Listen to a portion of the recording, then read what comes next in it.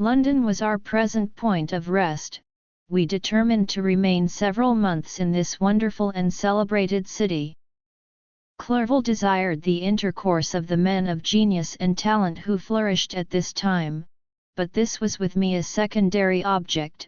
I was principally occupied with the means of obtaining the information necessary for the completion of my promise, and quickly availed myself of the letters of introduction that I had brought with me, addressed to the most distinguished natural philosophers.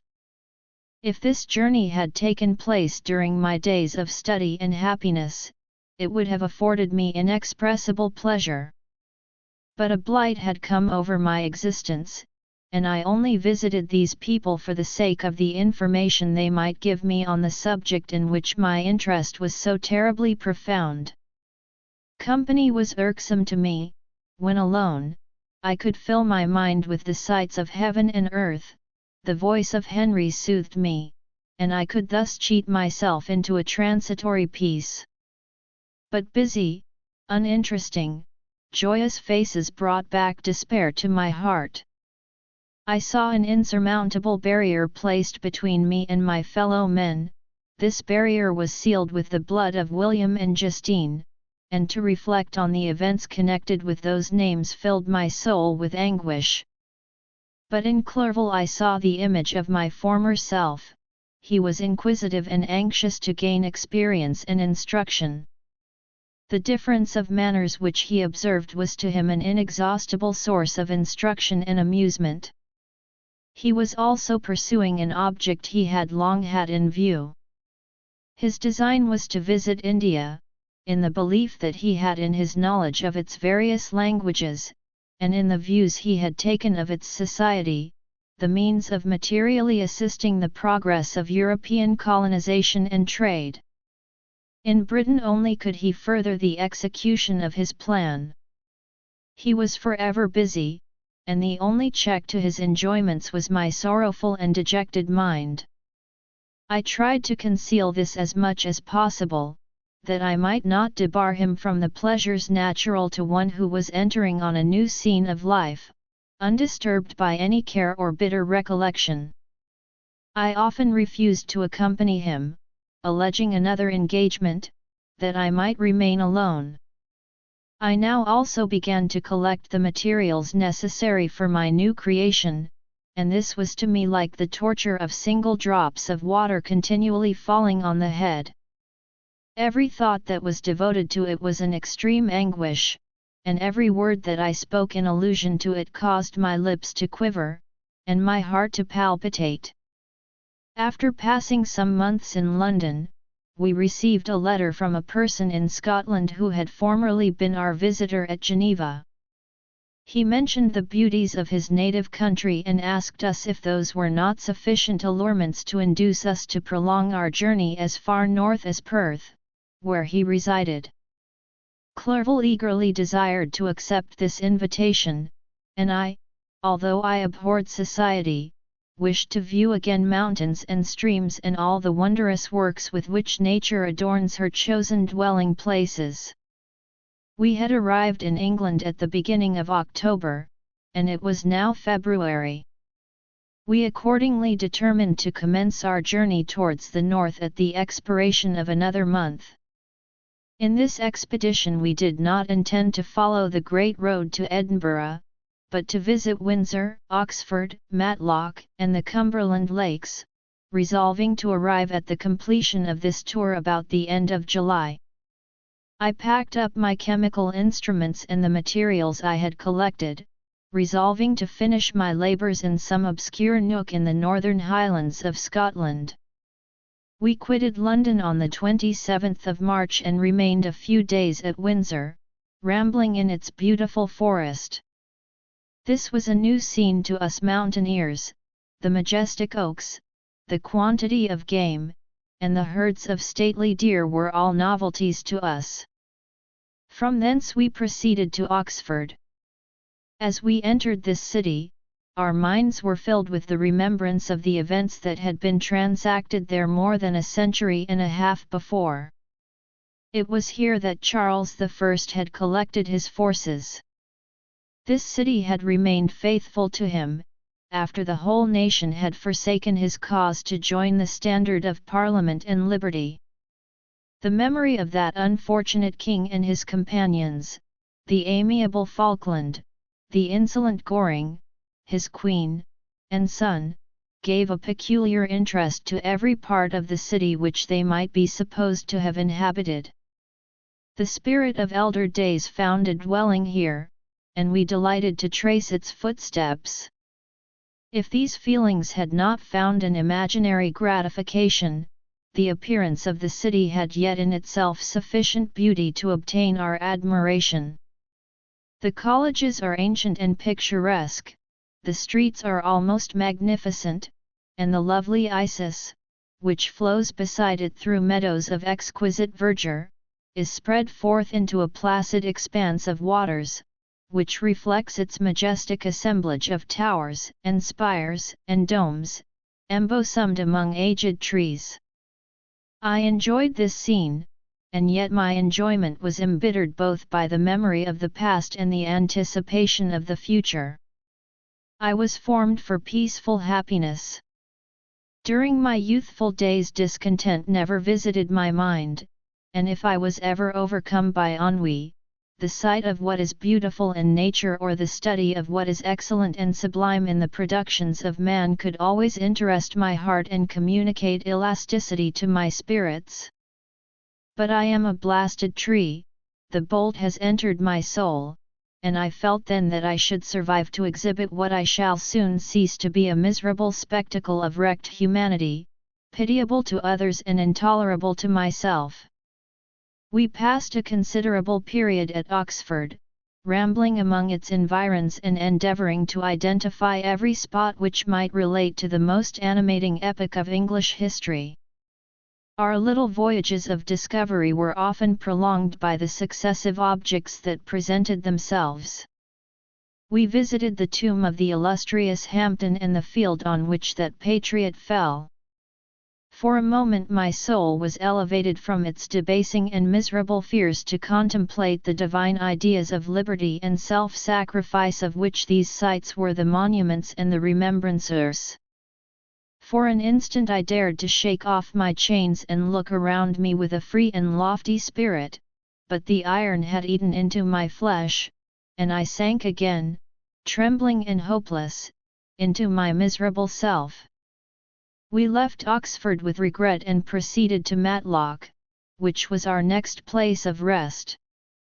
The country in the neighbourhood of this village resembled, to a greater degree, the scenery of Switzerland, but everything is on a lower scale, and the green hills want the crown of distant white Alps which always attend on the piny mountains of my native country. We visited the wondrous cave and the little cabinets of natural history, where the curiosities are disposed in the same manner as in the collections at Servox and Chamonix. The latter name made me tremble when pronounced by Henry, and I hastened to quit Matlock, with which that terrible scene was thus associated. From Derby, still journeying northwards, we passed 2 months in Cumberland and Westmoreland. I could now almost fancy myself among the Swiss mountains. The little patches of snow which yet lingered on the northern sides of the mountains, the lakes, and the dashing of the rocky streams were all familiar and dear sights to me. Here also we made some acquaintances, who almost contrived to cheat me into happiness. The delight of Clerval was proportionably greater than mine, his mind expanded in the company of men of talent, and he found in his own nature greater capacities and resources than he could have imagined himself to have possessed while he associated with his inferiors.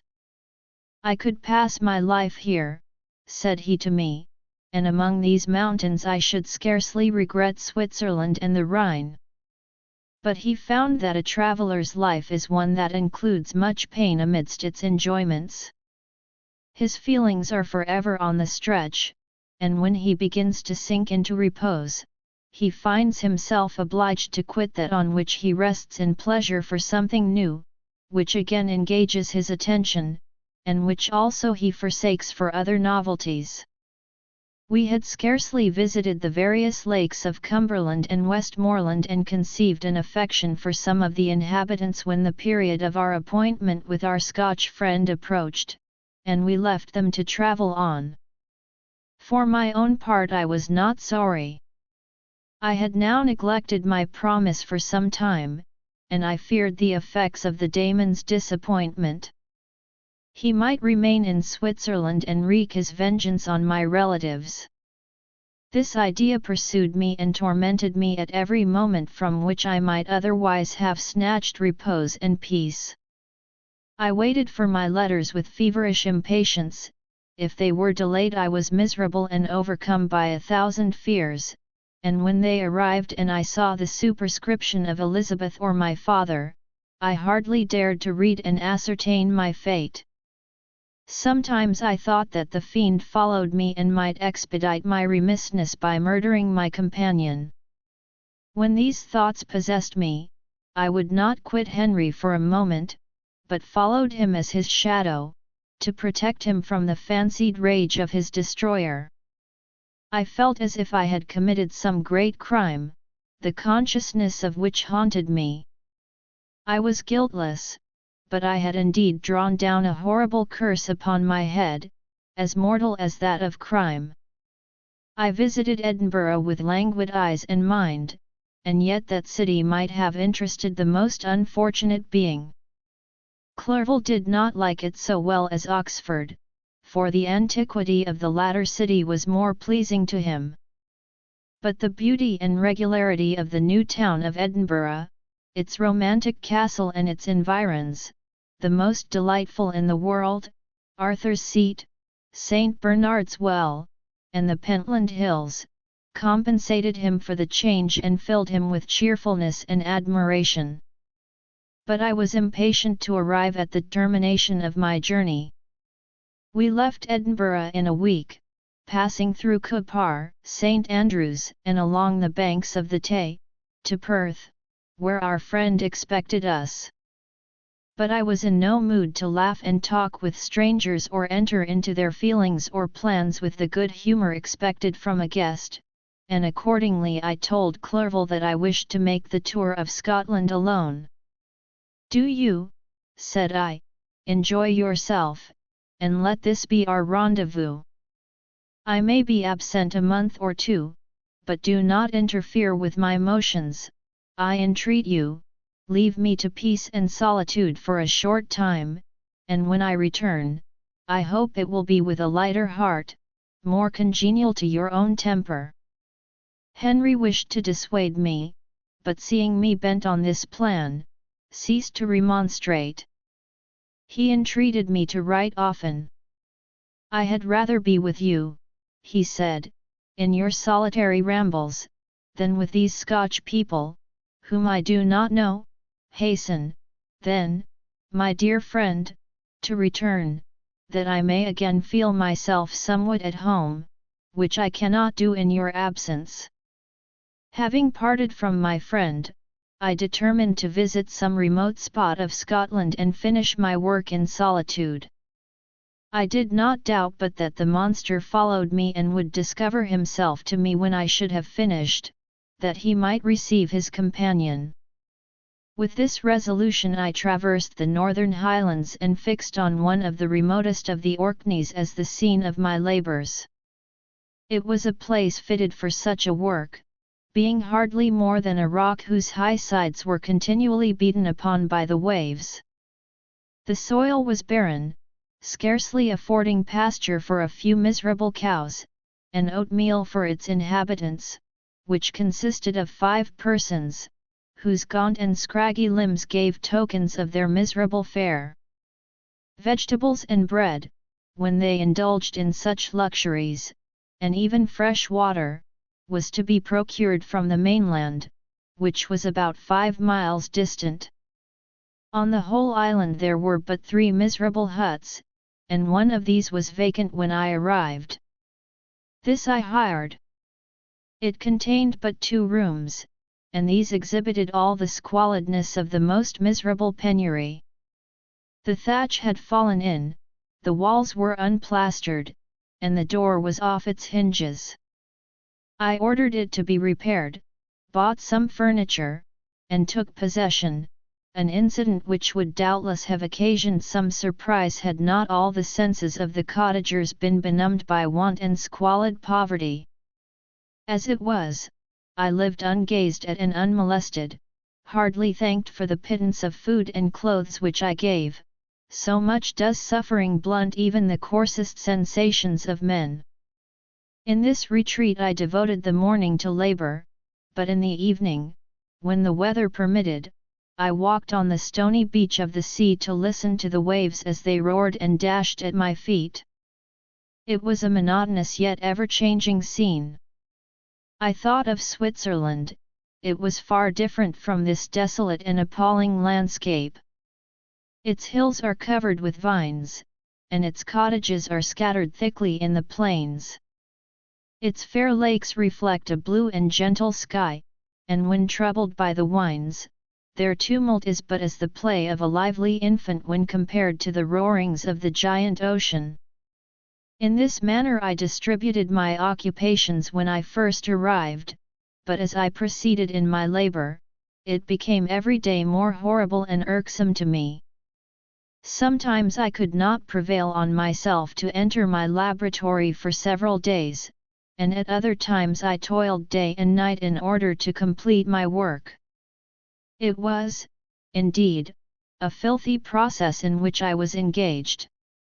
During my first experiment, a kind of enthusiastic frenzy had blinded me to the horror of my employment.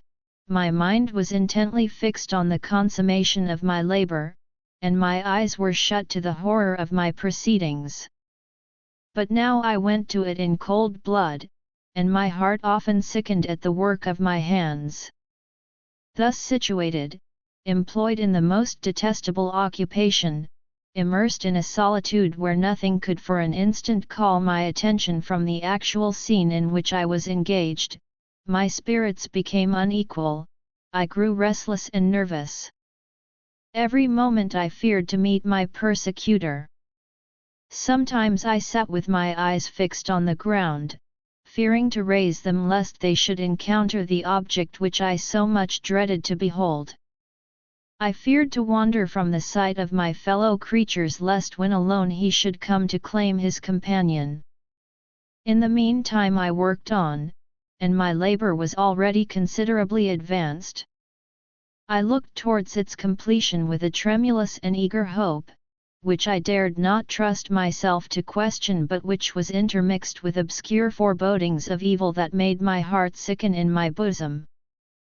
I sat one evening in my laboratory, the sun had set, and the moon was just rising from the sea. I had not sufficient light for my employment, and I remained idle, in a pause of consideration of whether I should leave my labor for the night or hasten its conclusion by an unremitting attention to it. As I sat, a train of reflection occurred to me which led me to consider the effects of what I was now doing. 3 years before, I was engaged in the same manner and had created a fiend whose unparalleled barbarity had desolated my heart and filled it forever with the bitterest remorse. I was now about to form another being of whose dispositions I was alike ignorant. She might become 10,000 times more malignant than her mate and delight, for its own sake, in murder and wretchedness. He had sworn to quit the neighborhood of man and hide himself in deserts, but she had not, and she, who in all probability was to become a thinking and reasoning animal, might refuse to comply with a compact made before her creation. They might even hate each other.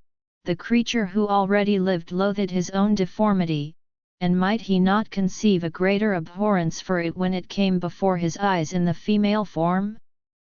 She also might turn with disgust from him to the superior beauty of man. She might quit him, and he be again alone, exasperated by the fresh provocation of being deserted by one of his own species. Even if they were to leave Europe and inhabit the deserts of the New World, yet one of the first results of those sympathies for which the Damon thirsted would be children, and a race of devils would be propagated upon the earth who might make the very existence of the species of man a condition precarious and full of terror. Had I right, for my own benefit, to inflict this curse upon everlasting generations? I had before been moved by the sophisms of the being I had created, I had been struck senseless by his fiendish threats, but now, for the first time, the wickedness of my promise burst upon me. I shuddered to think that future ages might curse me as their pest, whose selfishness had not hesitated to buy its own peace at the price, perhaps, of the existence of the whole human race. I trembled and my heart failed within me, when, on looking up, I saw by the light of the moon the daemon at the casement. A ghastly grin wrinkled his lips as he gazed on me, where I sat fulfilling the task which he had allotted to me. Yes, he had followed me in my travels, he had loitered in forests, hid himself in caves, or taken refuge in wide and desert heaths, and he now came to mark my progress and claim the fulfillment of my promise. As I looked on him, his countenance expressed the utmost extent of malice and treachery. I thought with a sensation of madness on my promise of creating another like to him, and trembling with passion, tore to pieces the thing on which I was engaged. The wretch saw me destroy the creature on whose future existence he depended for happiness, and with a howl of devilish despair and revenge, withdrew. I left the room, and locking the door, made a solemn vow in my own heart never to resume my labors, and then, with trembling steps, I sought my own apartment. I was alone, none were near me to dissipate the gloom and relieve me from the sickening oppression of the most terrible reveries. Several hours passed, and I remained near my window gazing on the sea. It was almost motionless, for the winds were hushed, and all nature reposed under the eye of the quiet moon. A few fishing vessels alone specked the water, and now and then the gentle breeze wafted the sound of voices as the fishermen called to one another. I felt the silence, although I was hardly conscious of its extreme profundity, until my ear was suddenly arrested by the paddling of oars near the shore, and a person landed close to my house. In a few minutes after, I heard the creaking of my door, as if someone endeavored to open it softly. I trembled from head to foot. I felt a presentiment of who it was and wished to rouse one of the peasants who dwelled in a cottage not far from mine, but I was overcome by the sensation of helplessness, so often felt in frightful dreams, when you in vain endeavor to fly from an impending danger, and was rooted to the spot. Presently I heard the sound of footsteps along the passage, the door opened, and the wretch whom I dreaded appeared. Shutting the door, he approached me and said in a smothered voice, "You have destroyed the work which you began, what is it that you intend? Do you dare to break your promise? I have endured toil and misery, I left Switzerland with you, I crept along the shores of the Rhine, among its willow islands and over the summits of its hills. I have dwelt many months in the heaths of England and among the deserts of Scotland. I have endured incalculable fatigue, and cold, and hunger. Do you dare destroy my hopes? Begone! I do break my promise, never will I create another like yourself, equal in deformity and wickedness. Slave, I before reasoned with you, but you have proved yourself unworthy of my condescension. Remember that I have power, you believe yourself miserable, but I can make you so wretched that the light of day will be hateful to you. You are my creator, but I am your master, obey. The hour of my irresolution is past, and the period of your power is arrived. Your threats cannot move me to do an act of wickedness, but they confirm me in a determination of not creating you a companion in vice. Shall I, in cool blood, set loose upon the earth a daemon whose delight is in death and wretchedness? Begone! I am firm, and your words will only exasperate my rage." The monster saw my determination in my face and gnashed his teeth in the impotence of anger. "Shall each man," cried he, "find a wife for his bosom, and each beast have his mate, and I be alone?"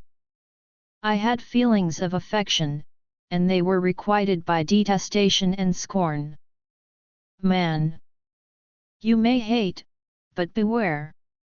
Your hours will pass in dread and misery, and soon the bolt will fall which must ravish from you your happiness forever. Are you to be happy while I grovel in the intensity of my wretchedness? You can blast my other passions, but revenge remains revenge, henceforth dearer than light or food. I may die, but first you, my tyrant and tormentor, shall curse the sun that gazes on your misery. Beware, for I am fearless and therefore powerful. I will watch with the weariness of a snake, that I may sting with its venom. Man, you shall repent of the injuries you inflict. Devil, cease, and do not poison the air with these sounds of malice.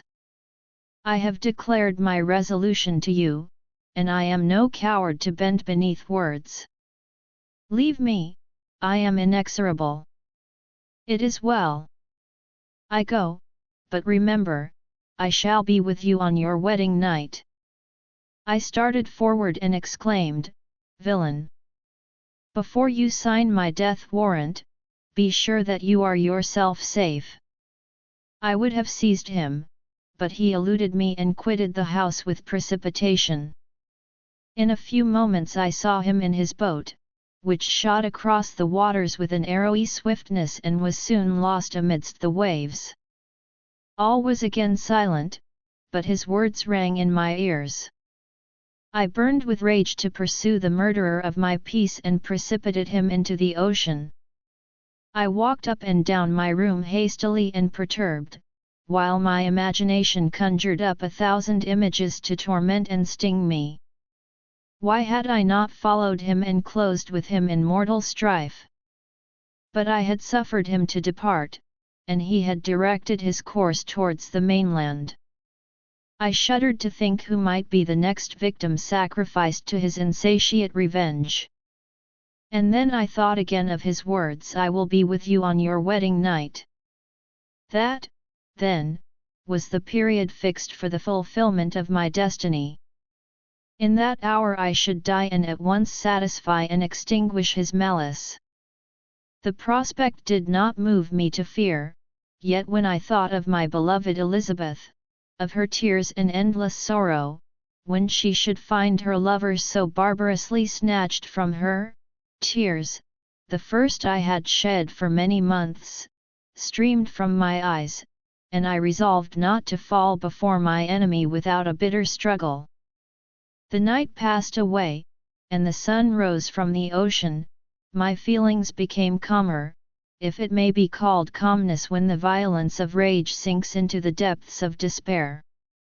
I left the house, the horrid scene of the last night's contention, and walked on the beach of the sea, which I almost regarded as an insuperable barrier between me and my fellow creatures.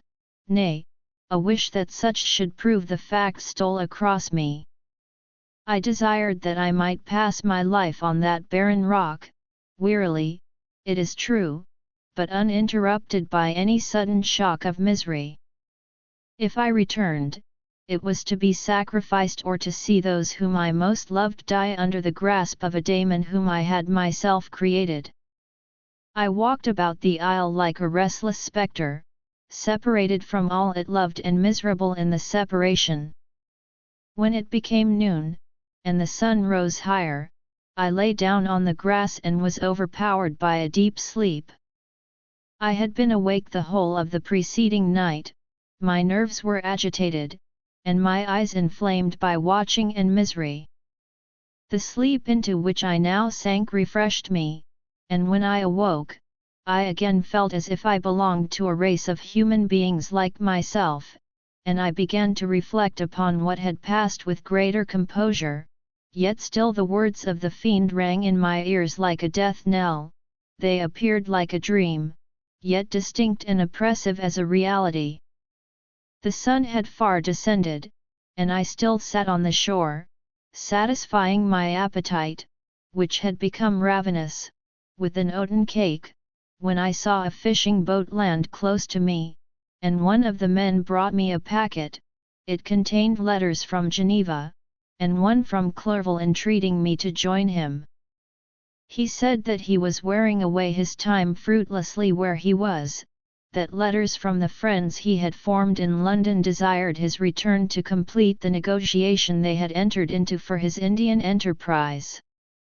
He could not any longer delay his departure, but as his journey to London might be followed, even sooner than he now conjectured, by his longer voyage, he entreated me to bestow as much of my society on him as I could spare. He besought me, therefore, to leave my solitary isle and to meet him at Perth, that we might proceed southwards together. This letter in a degree recalled me to life, and I determined to quit my island at the expiration of 2 days. Yet, before I departed, there was a task to perform, on which I shuddered to reflect.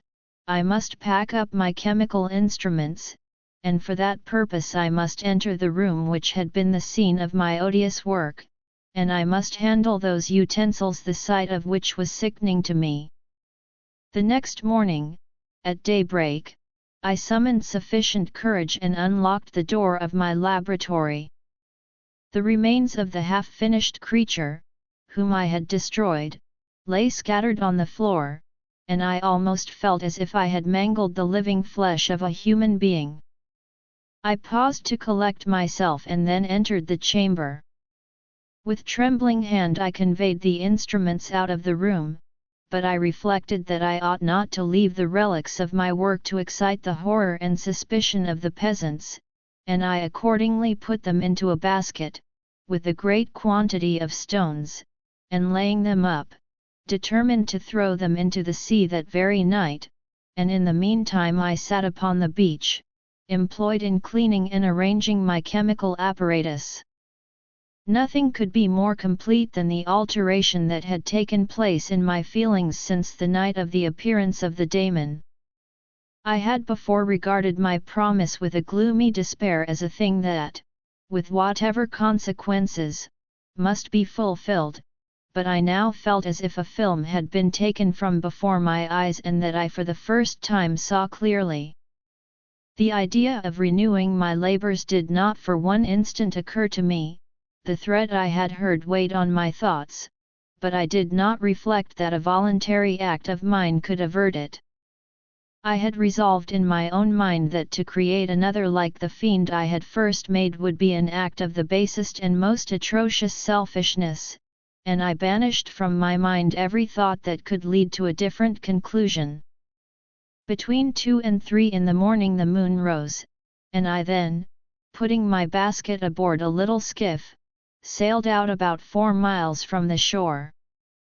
The scene was perfectly solitary. A few boats were returning towards land, but I sailed away from them. I felt as if I was about the commission of a dreadful crime and avoided with shuddering anxiety any encounter with my fellow creatures. At one time the moon, which had before been clear, was suddenly overspread by a thick cloud, and I took advantage of the moment of darkness and cast my basket into the sea. I listened to the gurgling sound as it sank and then sailed away from the spot. The sky became clouded, but the air was pure, although chilled by the northeast breeze that was then rising. But it refreshed me and filled me with such agreeable sensations that I resolved to prolong my stay on the water, and fixing the rudder in a direct position, stretched myself at the bottom of the boat. Clouds hid the moon, everything was obscure, and I heard only the sound of the boat as its keel cut through the waves. The murmur lulled me, and in a short time I slept soundly. I do not know how long I remained in this situation, but when I awoke I found that the sun had already mounted considerably. The wind was high, and the waves continually threatened the safety of my little skiff. I found that the wind was northeast and must have driven me far from the coast from which I had embarked. I endeavored to change my course but quickly found that if I again made the attempt the boat would be instantly filled with water. Thus situated, my only resource was to drive before the wind. I confess that I felt a few sensations of terror. I had no compass with me and was so slenderly acquainted with the geography of this part of the world that the sun was of little benefit to me. I might be driven into the wide Atlantic and feel all the tortures of starvation or be swallowed up in the immeasurable waters that roared and buffeted around me. I had already been out many hours and felt the torment of a burning thirst, a prelude to my other sufferings. I looked on the heavens, which were covered by clouds that flew before the wind, only to be replaced by others. I looked upon the sea, it was to be my grave. "Fiend," I exclaimed, "your task is already fulfilled." I thought of Elizabeth, of my father, and of Clerval all left behind, on whom the monster might satisfy his sanguinary and merciless passions.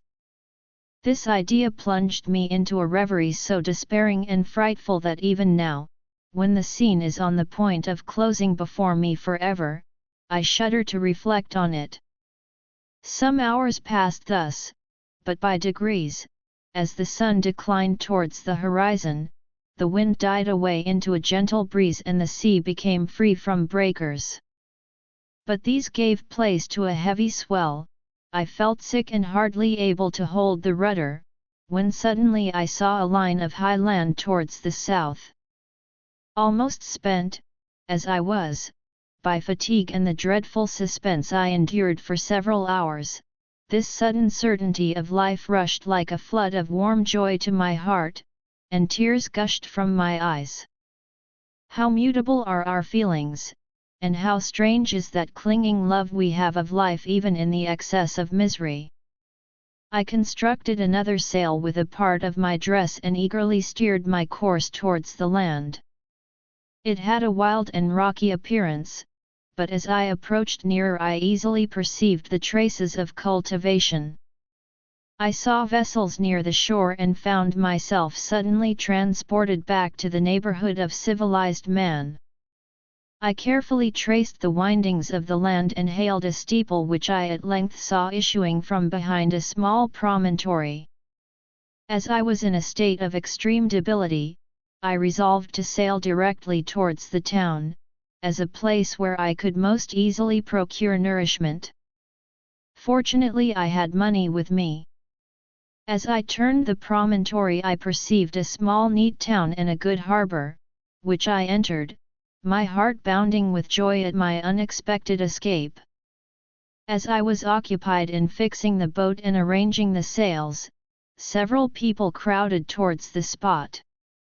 They seemed much surprised at my appearance, but instead of offering me any assistance, whispered together with gestures that at any other time might have produced in me a slight sensation of alarm.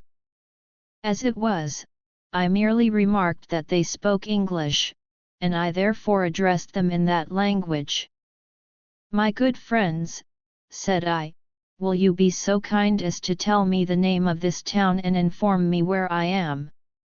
"You will know that soon enough," replied a man with a hoarse voice. "Maybe you are come to a place that will not prove much to your taste, but you will not be consulted as to your quarters, I promise you." I was exceedingly surprised on receiving so rude an answer from a stranger, and I was also disconcerted on perceiving the frowning and angry countenances of his companions. "Why do you answer me so roughly?" I replied. "Surely it is not the custom of Englishmen to receive strangers so inhospitably." "I do not know," said the man, what the custom of the English may be, but it is the custom of the Irish to hate villains. While this strange dialogue continued, I perceived the crowd rapidly increase. Their faces expressed a mixture of curiosity and anger, which annoyed and in some degree alarmed me. I inquired the way to the inn, but no one replied. I then moved forward, and a murmuring sound arose from the crowd as they followed and surrounded me, when an ill-looking man approaching tapped me on the shoulder and said, "Come, sir, you must follow me to Mr. Kerwin's to give an account of yourself." "Who is Mr. Kerwin? Why am I to give an account of myself? Is not this a free country?" "Aye, sir, free enough for honest folks. Mr. Kerwin is a magistrate, and you are to give an account of the death of a gentleman who was found murdered here last night." This answer startled me, but I presently recovered myself.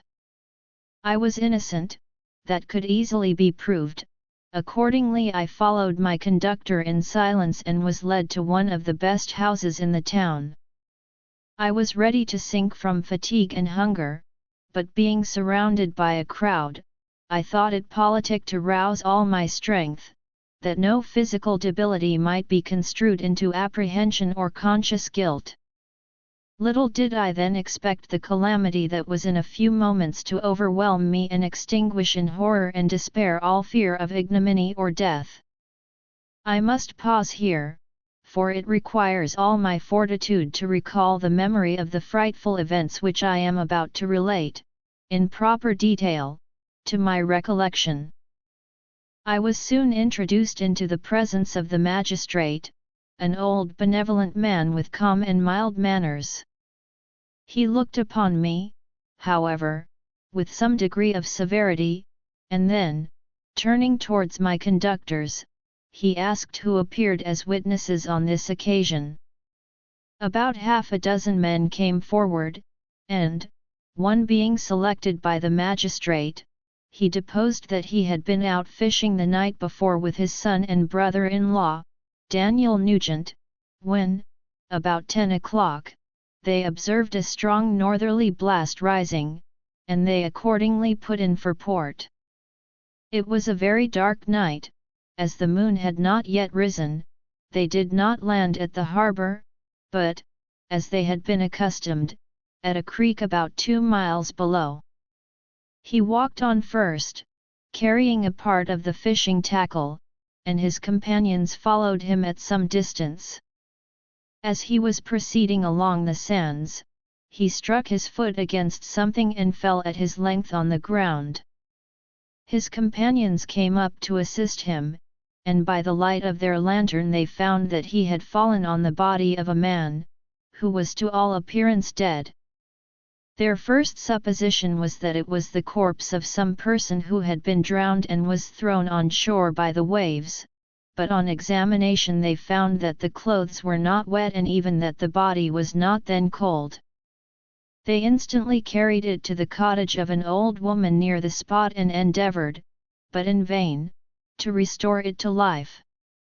It appeared to be a handsome young man, about 25 years of age. He had apparently been strangled, for there was no sign of any violence except the black mark of fingers on his neck.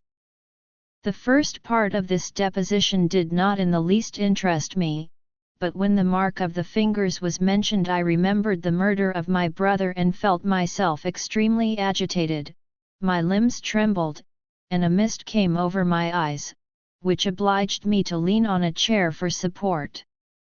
The magistrate observed me with a keen eye and of course drew an unfavourable augury from my manner.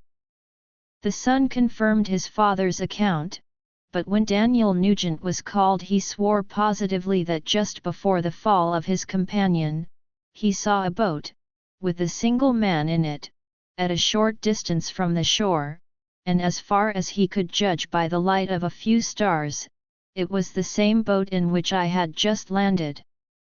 A woman deposed that she lived near the beach and was standing at the door of her cottage, waiting for the return of the fisherman, about an hour before she heard of the discovery of the body, when she saw a boat with only one man in it push off from that part of the shore where the corpse was afterwards found.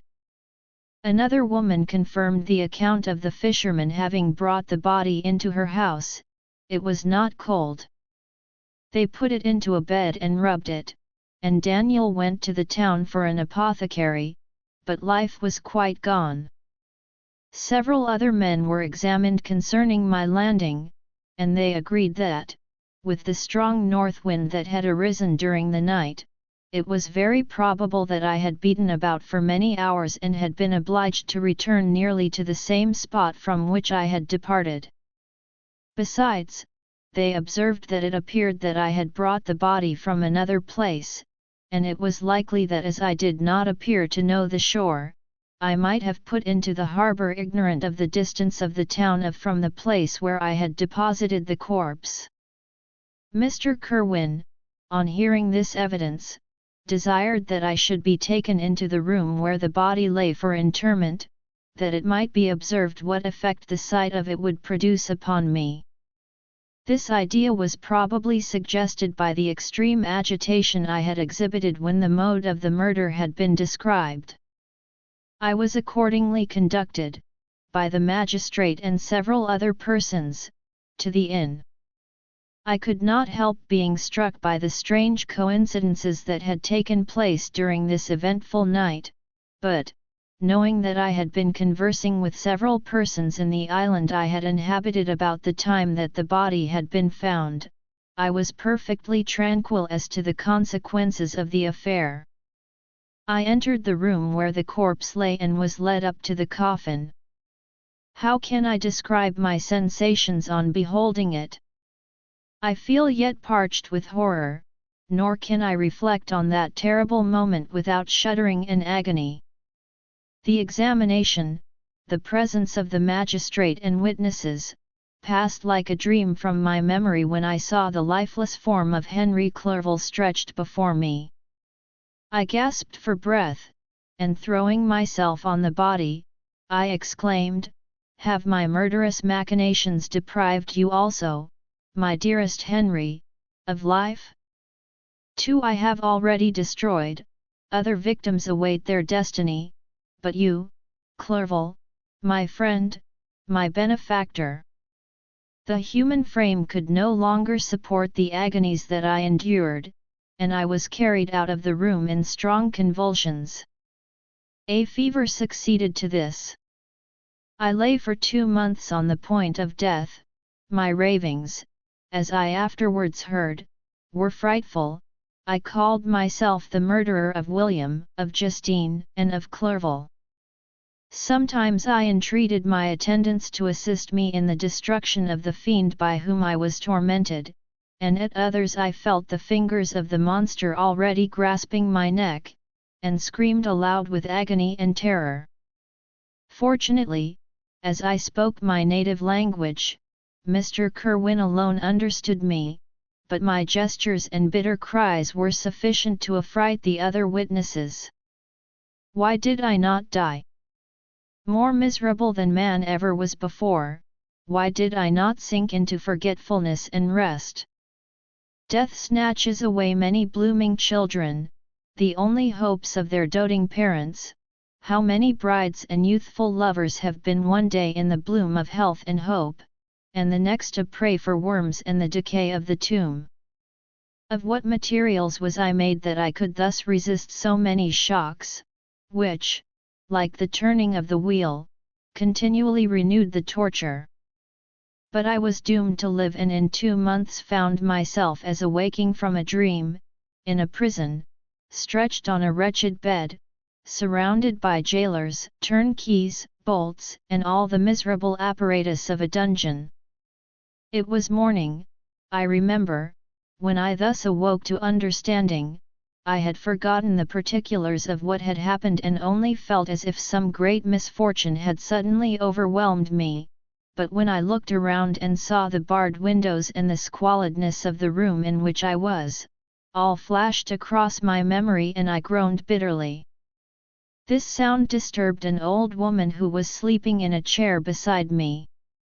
She was a hired nurse, the wife of one of the turnkeys, and her countenance expressed all those bad qualities which often characterize that class.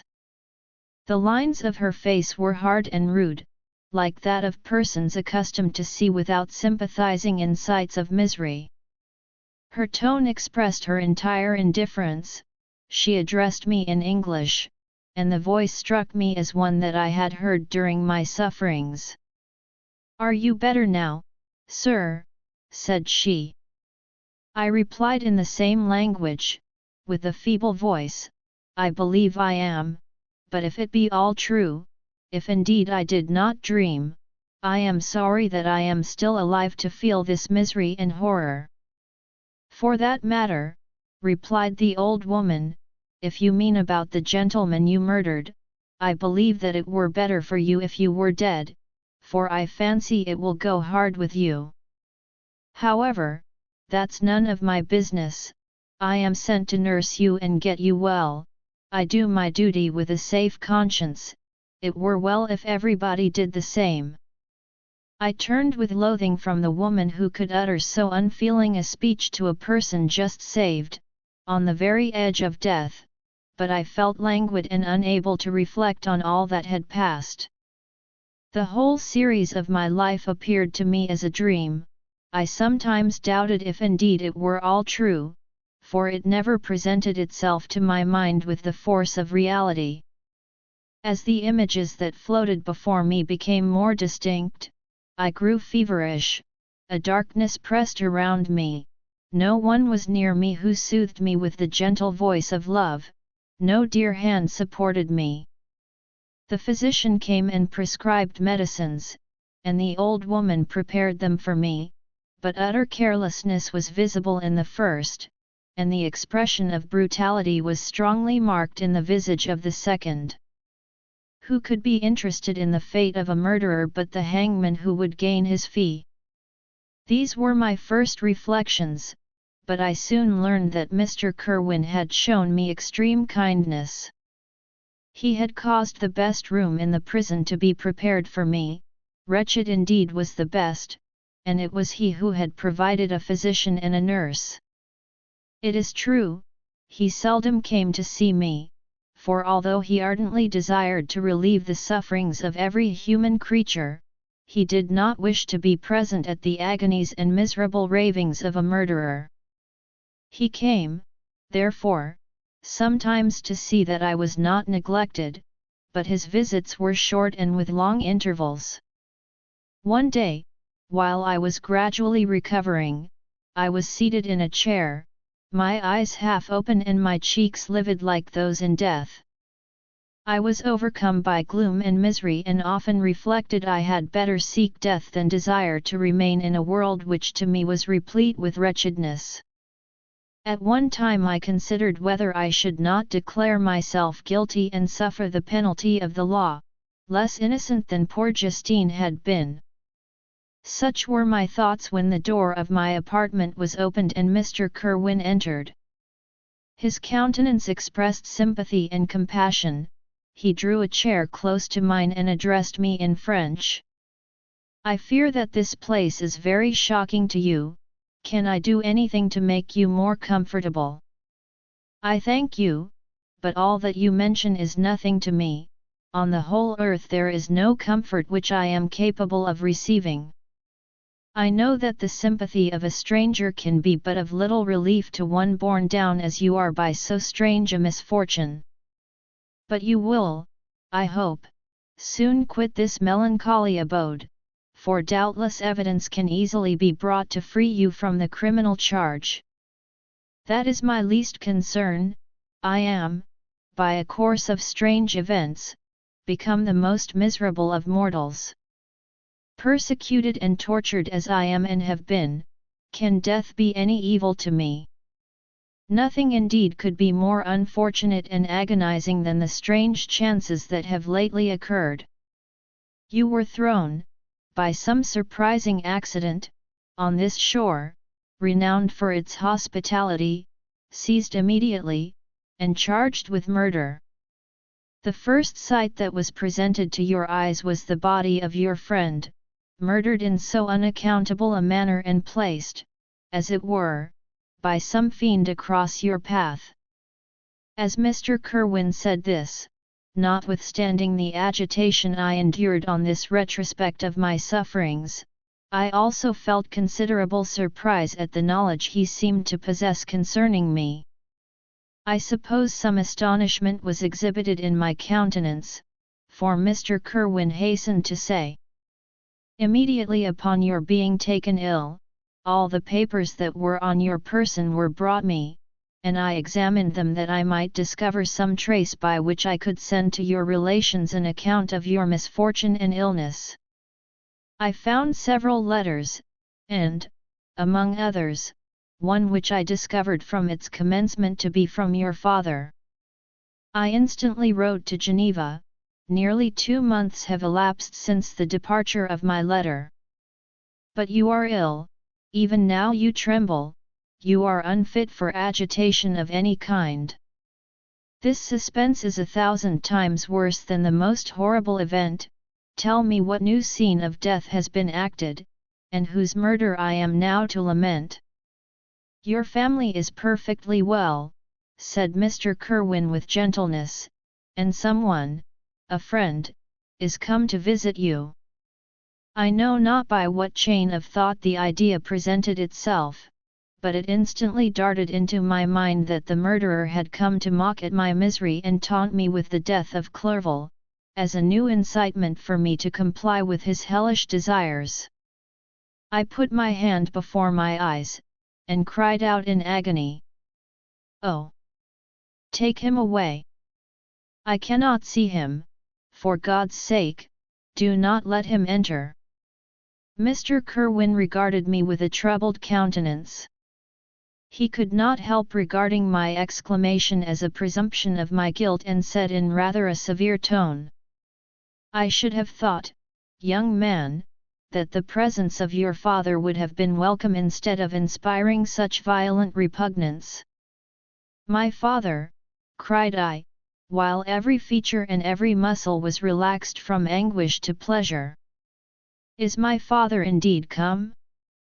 How kind, how very kind! But where is he? Why does he not hasten to me?" My change of manner surprised and pleased the magistrate. Perhaps he thought that my former exclamation was a momentary return of delirium, and now he instantly resumed his former benevolence. He rose and quitted the room with my nurse, and in a moment my father entered it. Nothing, at this moment, could have given me greater pleasure than the arrival of my father. I stretched out my hand to him and cried, "Are you then safe, and Elizabeth and Ernest?" My father calmed me with assurances of their welfare and endeavoured, by dwelling on these subjects so interesting to my heart, to raise my desponding spirits, but he soon felt that a prison cannot be the abode of cheerfulness. "What a place is this that you inhabit, my son," said he, looking mournfully at the barred windows and wretched appearance of the room. "You travelled to seek happiness, but a fatality seems to pursue you. And poor Clerval!" The name of my unfortunate and murdered friend was an agitation too great to be endured in my weak state. I shed tears. "Alas! Yes, my father," replied I, "some destiny of the most horrible kind hangs over me, and I must live to fulfill it, or surely I should have died on the coffin of Henry." We were not allowed to converse for any length of time, for the precarious state of my health rendered every precaution necessary that could ensure tranquillity. Mr. Kerwin came in and insisted that my strength should not be exhausted by too much exertion. But the appearance of my father was to me like that of my good angel, and I gradually recovered my health. As my sickness quitted me, I was absorbed by a gloomy and black melancholy that nothing could dissipate. The image of Clerval was forever before me, ghastly and murdered. More than once the agitation into which these reflections threw me made my friends dread a dangerous relapse. Alas! Why did they preserve so miserable and detested a life? It was surely that I might fulfill my destiny, which is now drawing to a close. Soon, oh, very soon, will death extinguish these throbbings and relieve me from the mighty weight of anguish that bears me to the dust, and, in executing the award of justice, I shall also sink to rest. Then the appearance of death was distant, although the wish was ever present to my thoughts, and I often sat for hours motionless and speechless, wishing for some mighty revolution that might bury me and my destroyer in its ruins. The season of the assizes approached. I had already been 3 months in prison, and although I was still weak and in continual danger of a relapse, I was obliged to travel nearly 100 miles to the country town where the court was held. Mr. Kerwin charged himself with every care of collecting witnesses and arranging my defense. I was spared the disgrace of appearing publicly as a criminal, as the case was not brought before the court that decides on life and death. The grand jury rejected the bill, on its being proved that I was on the Orkney Islands at the hour the body of my friend was found, and a fortnight after my removal I was liberated from prison. My father was enraptured on finding me freed from the vexations of a criminal charge, that I was again allowed to breathe the fresh atmosphere and permitted to return to my native country. I did not participate in these feelings, for to me the walls of a dungeon or a palace were alike hateful. The cup of life was poisoned forever, and although the sun shone upon me, as upon the happy and gay of heart, I saw around me nothing but a dense and frightful darkness, penetrated by no light but the glimmer of 2 eyes that glared upon me. Sometimes they were the expressive eyes of Henry, languishing in death, the dark orbs nearly covered by the lids and the long black lashes that fringed them; sometimes it was the watery, clouded eyes of the monster, as I first saw them in my chamber at Ingolstadt. My father tried to awaken in me the feelings of affection. He talked of Geneva, which I should soon visit, of Elizabeth and Ernest, but these words only drew deep groans from me. Sometimes, indeed, I felt a wish for happiness and thought with melancholy delight of my beloved cousin, or longed, with a devouring maladie du pays, to see once more the blue lake and rapid Rhone, that had been so dear to me in early childhood. But my general state of feeling was a torpor in which a prison was as welcome a residence as the divinest scene in nature, and these fits were seldom interrupted but by paroxysms of anguish and despair. At these moments I often endeavoured to put an end to the existence I loathed, and it required unceasing attendance and vigilance to restrain me from committing some dreadful act of violence. Yet one duty remained to me, the recollection of which finally triumphed over my selfish despair. It was necessary that I should return without delay to Geneva, there to watch over the lives of those I so fondly loved and to lie in wait for the murderer, that if any chance led me to the place of his concealment, or if he dared again to blast me by his presence, I might, with unfailing aim, put an end to the existence of the monstrous image which I had endued with the mockery of a soul still more monstrous. My father still desired to delay our departure, fearful that I could not sustain the fatigues of a journey, for I was a shattered wreck, the shadow of a human being. My strength was gone. I was a mere skeleton, and fever night and day preyed upon my wasted frame. Still, as I urged our leaving Ireland with such inquietude and impatience, my father thought it best to yield. We took our passage on board a vessel bound for Havre de Grace and sailed with a fair wind from the Irish shores. It was midnight. I lay on the deck looking at the stars and listening to the dashing of the waves. I hailed the darkness that shut Ireland from my sight, and my pulse beat with a feverish joy when I reflected that I should soon see Geneva. The past appeared to me in the light of a frightful dream, yet the vessel in which I was, the wind that blew me from the detested shore of Ireland, and the sea which surrounded me, told me too forcibly that I was deceived by no vision and that Clerval, my friend and dearest companion, had fallen a victim to me and the monster of my creation. I repassed, in my memory, my whole life, my quiet happiness while residing with my family in Geneva, the death of my mother, and my departure for Ingolstadt. I remembered, shuddering, the mad enthusiasm that hurried me on to the creation of my hideous enemy, and I called to mind the night in which he first lived. I was unable to pursue the train of thought, 1,000 feelings pressed upon me, and I wept bitterly. Ever since my recovery from the fever, I had been in the custom of taking every night a small quantity of laudanum, for it was by means of this drug only that I was enabled to gain the rest necessary for the preservation of life. Oppressed by the recollection of my various misfortunes, I now swallowed double my usual quantity and soon slept profoundly. But sleep did not afford me respite from thought and misery. My dreams presented 1,000 objects that scared me. Towards morning I was possessed by a kind of nightmare. I felt the fiend's grasp in my neck and could not free myself from it. Groans and cries rang in my ears. My father, who was watching over me, perceiving my restlessness, awoke me. The dashing waves were around, the cloudy sky above. The fiend was not here. A sense of security, a feeling that a truce was established between the present hour and the irresistible, disastrous future imparted to me a kind of calm forgetfulness, of which the human mind is by its structure peculiarly susceptible. I was soon introduced into the presence of the magistrate, an old benevolent man with calm and mild manners.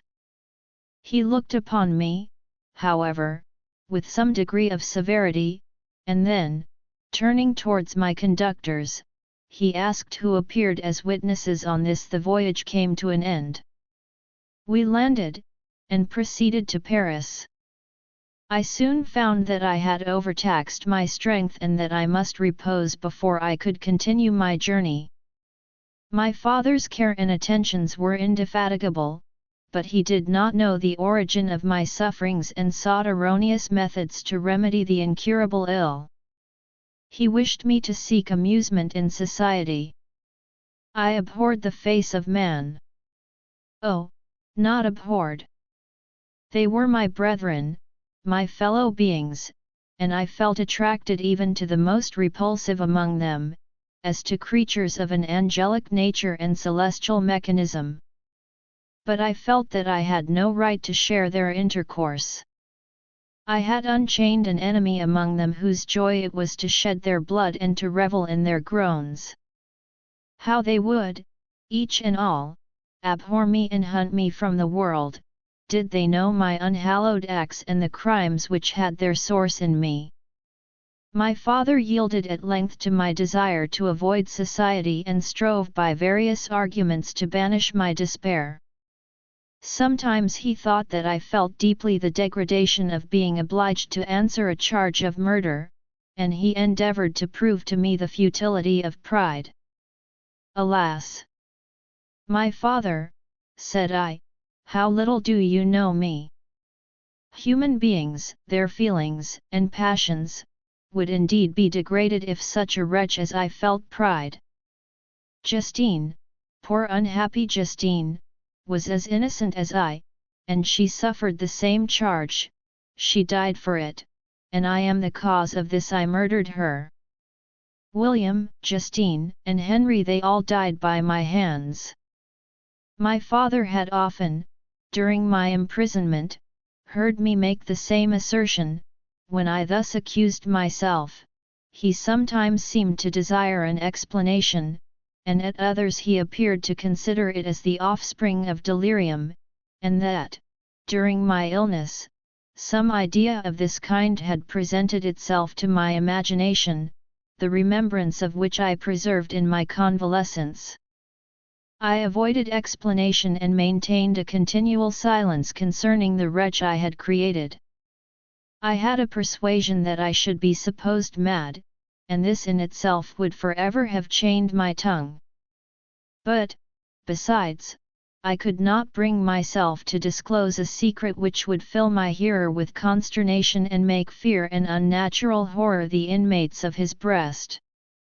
I checked, therefore, my impatient thirst for sympathy and was silent when I would have given the world to have confided the fatal secret.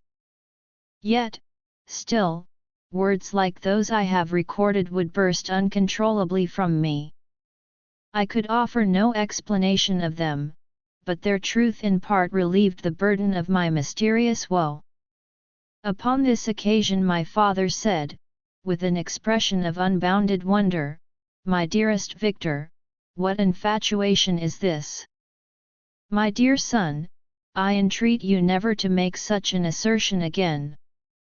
"I am not mad," I cried energetically. "The sun and the heavens, who have viewed my operations, can bear witness of my truth. I am the assassin of those most innocent victims, they died by my machinations. 1,000 times would I have shed my own blood, drop by drop, to have saved their lives, but I could not, my father, indeed I could not sacrifice the whole human race." The conclusion of this speech convinced my father that my ideas were deranged, and he instantly changed the subject of our conversation and endeavoured to alter the course of my thoughts. He wished as much as possible to obliterate the memory of the scenes that had taken place in Ireland and never alluded to them or suffered me to speak of my misfortunes. As time passed away I became more calm. Misery had her dwelling in my heart, but I no longer talked in the same incoherent manner of my own crimes. Sufficient for me was the consciousness of them. By the utmost self-violence I curbed the imperious voice of wretchedness, which sometimes desired to declare itself to the whole world, and my manners were calmer and more composed than they had ever been since my journey to the Sea of Ice. A few days before we left Paris on our way to Switzerland, I received the following letter from Elizabeth. "My dear friend, it gave me the greatest pleasure to receive a letter from my uncle dated at Paris. You are no longer at a formidable distance, and I may hope to see you in less than a fortnight. My poor cousin, how much you must have suffered! I expect to see you looking even more ill than when you quitted Geneva. This winter has been passed most miserably, tortured as I have been by anxious suspense, yet I hope to see peace in your countenance and to find that your heart is not totally void of comfort and tranquillity. Yet I fear that the same feelings now exist that made you so miserable a year ago, even perhaps augmented by time. I would not disturb you at this period, when so many misfortunes weigh upon you, but a conversation that I had with my uncle previous to his departure renders some explanation necessary before we meet." Explanation. You may possibly say, what can Elizabeth have to explain? If you really say this, my questions are answered and all my doubts satisfied. But you are distant from me, and it is possible that you may dread and yet be pleased with this explanation, and in a probability of this being the case, I dare not any longer postpone writing what, during your absence, I have often wished to express to you but have never had the courage to begin. You well know, Victor, that our union had been the favorite plan of your parents ever since our infancy. We were told this when young, and taught to look forward to it as an event that would certainly take place. We were affectionate playfellows during childhood, and, I believe, dear and valued friends to one another as we grew older. But as brother and sister often entertain a lively affection towards each other without desiring a more intimate union, may not such also be our case? Tell me, dearest Victor. Answer me, I conjure you by our mutual happiness, with simple truth, do you not love another? You have travelled, you have spent several years of your life at Ingolstadt, and I confess to you, my friend, that when I saw you last autumn so unhappy, flying to solitude from the society of every creature, I could not help supposing that you might regret our connection and believe yourself bound in honour to fulfill the wishes of your parents, although they opposed themselves to your inclinations. But this is false reasoning. I confess to you, my friend, that I love you and that in my airy dreams of futurity you have been my constant friend and companion. But it is your happiness I desire as well as my own when I declare to you that our marriage would render me eternally miserable unless it were the dictate of your own free choice. Even now I weep to think that, borne down as you are by the cruelest misfortunes, you may stifle, by the word honour, all hope of that love and happiness which would alone restore you to yourself.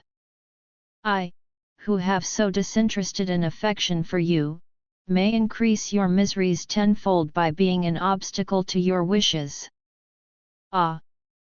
Victor, be assured that your cousin and playmate has too sincere a love for you not to be made miserable by this supposition. Be happy, my friend, and if you obey me in this one request, remain satisfied that nothing on earth will have the power to interrupt my tranquillity. Do not let this letter disturb you, do not answer tomorrow, or the next day, or even until you come, if it will give you pain. My uncle will send me news of your health, and if I see but one smile on your lips when we meet, occasioned by this or any other exertion of mine, I shall need no other happiness. Elizabeth Lavenza. Geneva, May 18, 17. This letter revived in my memory what I had before forgotten, the threat of the fiend, I will be with you on your wedding night.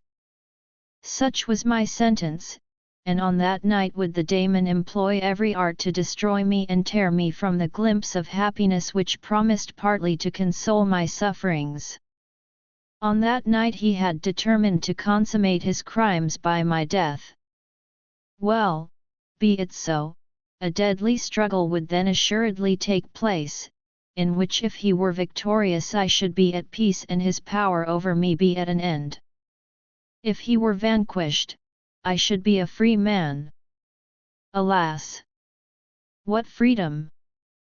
Such as the peasant enjoys when his family have been massacred before his eyes, his cottage burnt, his lands laid waste, and he is turned adrift, homeless, penniless, and alone, but free.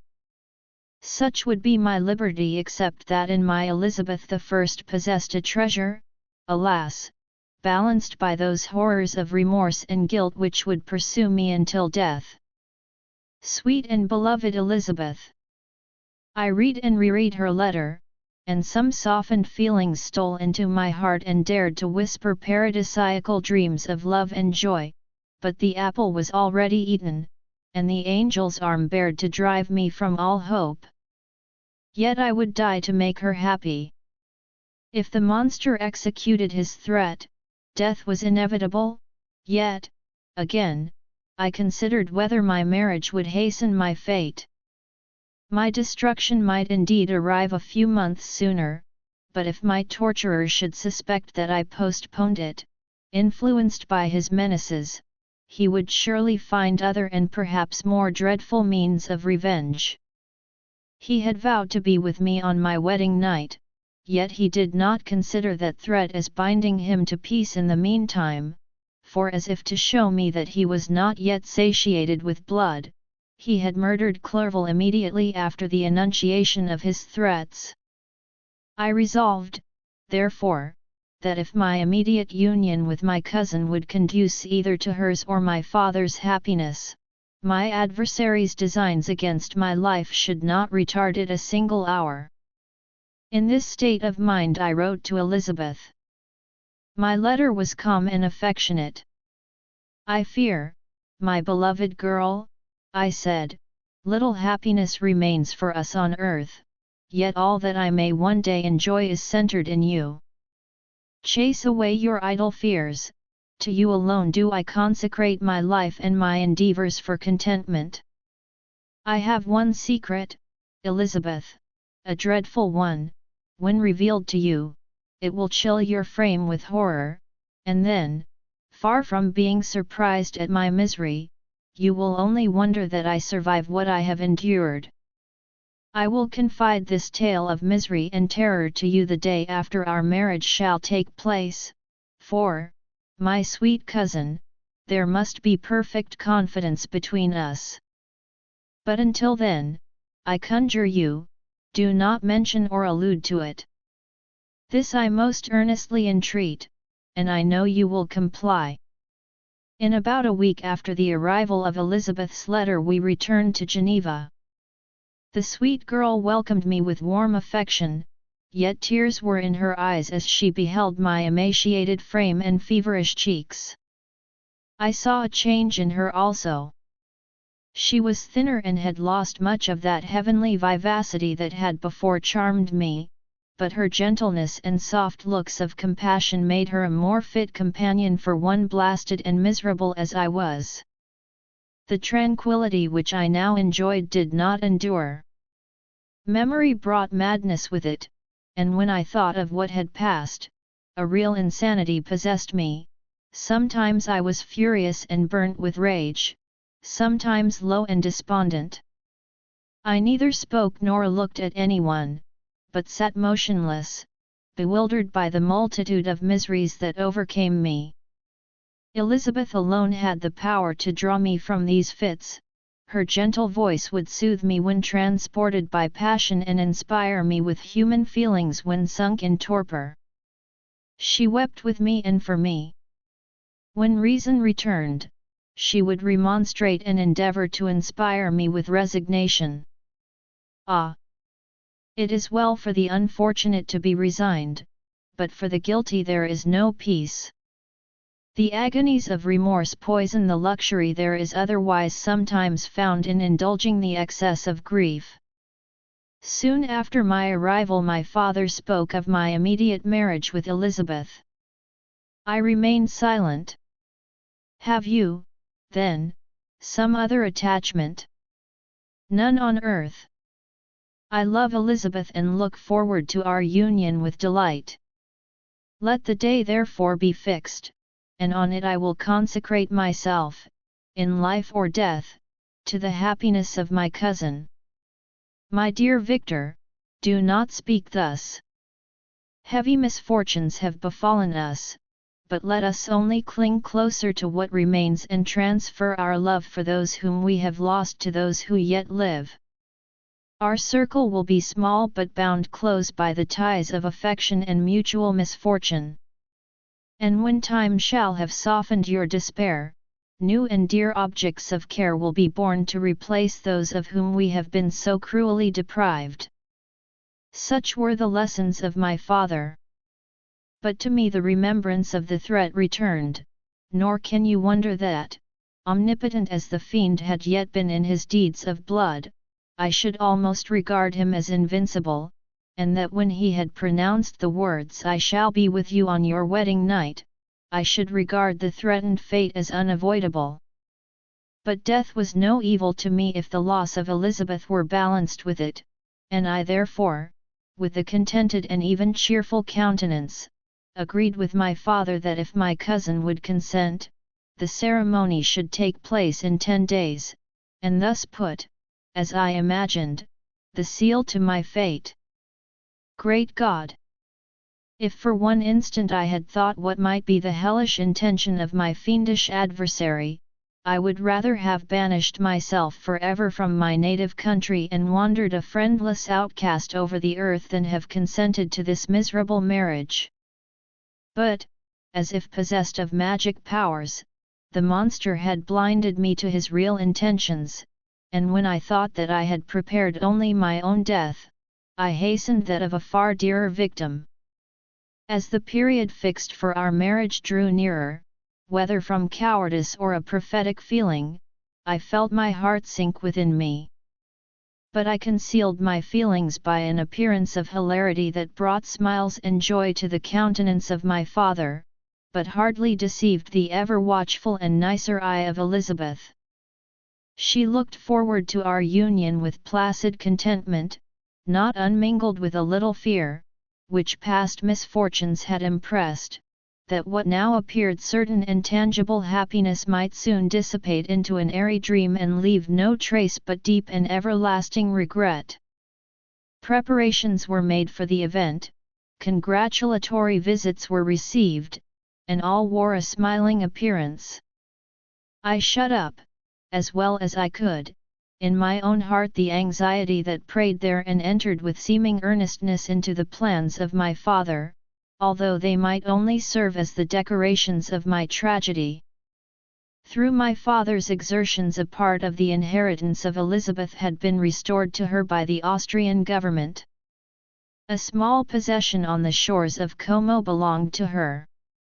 It was agreed that, immediately after our union, we should proceed to Villa Lavenza and spend our first days of happiness beside the beautiful lake near which it stood. In the meantime I took every precaution to defend my person in case the fiend should openly attack me. I carried pistols and a dagger constantly about me and was ever on the watch to prevent artifice, and by these means gained a greater degree of tranquillity. Indeed, as the period approached, the threat appeared more as a delusion, not to be regarded as worthy to disturb my peace, while the happiness I hoped for in my marriage wore a greater appearance of certainty as the day fixed for its solemnization drew nearer and I heard it continually spoken of as an occurrence which no accident could possibly prevent. Elizabeth seemed happy, my tranquil demeanour contributed greatly to calm her mind. But on the day that was to fulfill my wishes and my destiny, she was melancholy, and a presentiment of evil pervaded her, and perhaps also she thought of the dreadful secret which I had promised to reveal to her on the following day. My father was in the meantime overjoyed, and, in the bustle of preparation, only recognized in the melancholy of his niece the diffidence of a bride. After the ceremony was performed a large party assembled at my father's, but it was agreed that Elizabeth and I should commence our journey by water, sleeping that night at Evian and continuing our voyage on the following day. The day was fair, the wind favourable, all smiled on our nuptial embarkation. Those were the last moments of my life during which I enjoyed the feeling of happiness. We passed rapidly along. The sun was hot, but we were sheltered from its rays by a kind of canopy while we enjoyed the beauty of the scene, sometimes on one side of the lake, where we saw Mont Saleve, the pleasant banks of Montalegre, and at a distance, surmounting all, the beautiful Mont Blanc, and the assemblage of snowy mountains that in vain endeavour to emulate her, sometimes coasting the opposite banks. We saw the mighty Jura opposing its dark side to the ambition that would quit its native country, and an almost insurmountable barrier to the invader who should wish to enslave it. I took the hand of Elizabeth. "You are sorrowful, my love. Ah! If you knew what I have suffered and what I may yet endure, you would endeavour to let me taste the quiet and freedom from despair that this one day at least permits me to enjoy." "Be happy, my dear Victor," replied Elizabeth, "there is, I hope, nothing to distress you, and be assured that if a lively joy is not painted in my face, my heart is contented. Something whispers to me not to depend too much on the prospect that is opened before us, but I will not listen to such a sinister voice.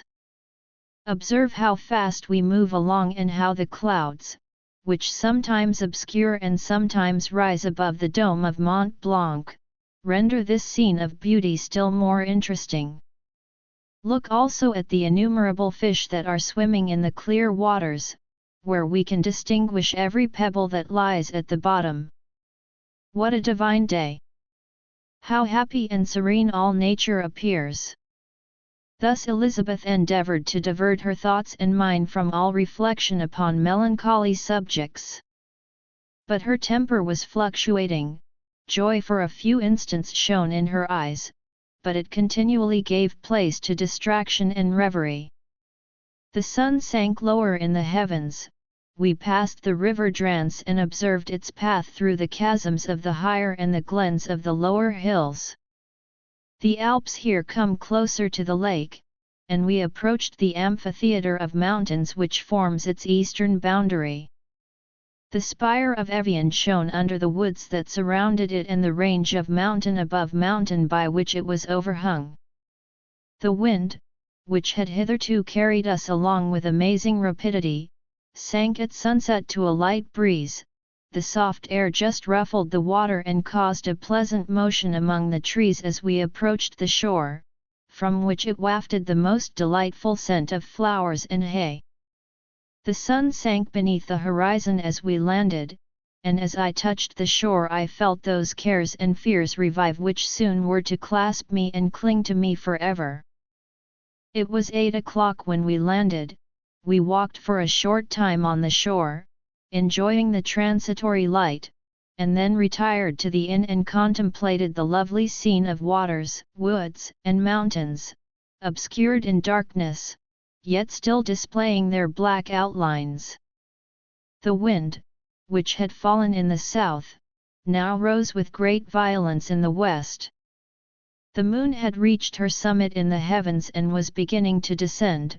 The clouds swept across it swifter than the flight of the vulture and dimmed her rays, while the lake reflected the scene of the busy heavens, rendered still busier by the restless waves that were beginning to rise. Suddenly a heavy storm of rain descended. I had been calm during the day, but so soon as night obscured the shapes of objects, 1,000 fears arose in my mind.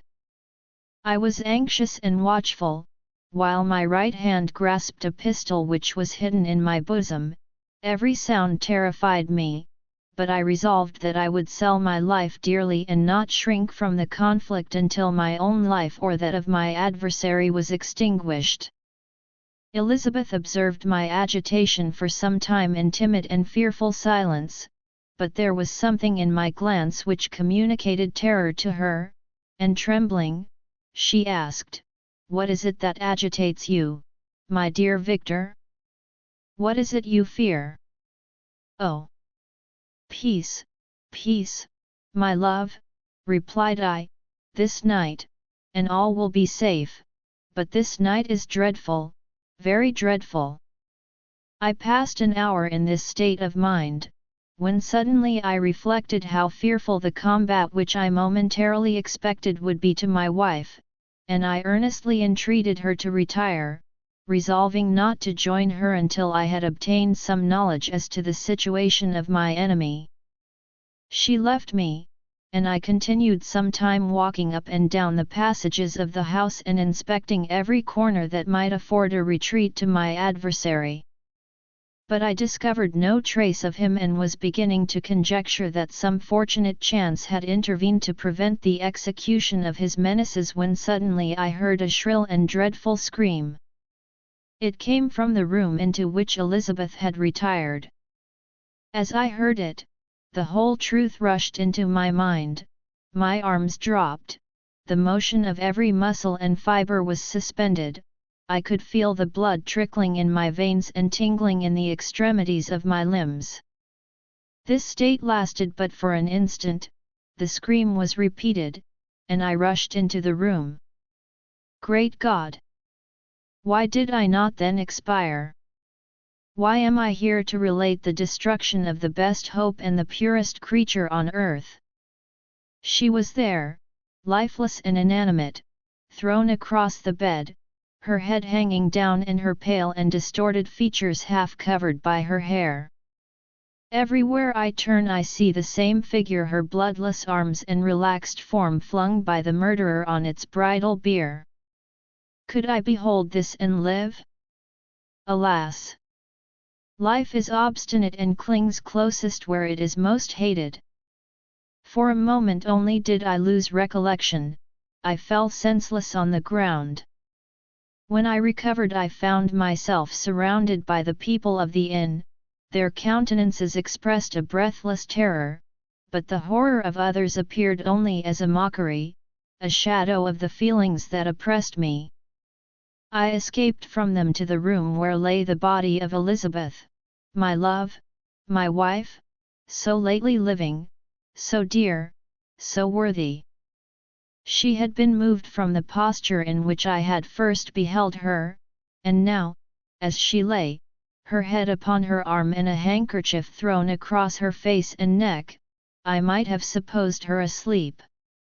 I rushed towards her and embraced her with ardor, but the deadly languor and coldness of the limbs told me that what I now held in my arms had ceased to be the Elizabeth whom I had loved and cherished. The murderous mark of the fiend's grasp was on her neck, and the breath had ceased to issue from her lips. While I still hung over her in the agony of despair, I happened to look up. The windows of the room had before been darkened, and I felt a kind of panic on seeing the pale yellow light of the moon illuminate the chamber. The shutters had been thrown back, and with a sensation of horror not to be described, I saw at the open window a figure the most hideous and abhorred. A grin was on the face of the monster, he seemed to jeer, as with his fiendish finger he pointed towards the corpse of my wife. I rushed towards the window, and drawing a pistol from my bosom, fired, but he eluded me, leaped from his station, and running with the swiftness of lightning, plunged into the lake. The report of the pistol brought a crowd into the room. I pointed to the spot where he had disappeared, and we followed the track with boats, nets were cast, but in vain. After passing several hours, we returned hopeless, most of my companions believing it to have been a form conjured up by my fancy. After having landed, they proceeded to search the country, parties going in different directions among the woods and vines. I attempted to accompany them and proceeded a short distance from the house, but my head whirled round, my steps were like those of a drunken man, I fell at last in a state of utter exhaustion, a film covered my eyes, and my skin was parched with the heat of fever. In this state I was carried back and placed on a bed, hardly conscious of what had happened. My eyes wandered round the room as if to seek something that I had lost. After an interval I arose, and as if by instinct, crawled into the room where the corpse of my beloved lay. There were women weeping around, I hung over it and joined my sad tears to theirs. All this time no distinct idea presented itself to my mind, but my thoughts rambled to various subjects, reflecting confusedly on my misfortunes and their cause.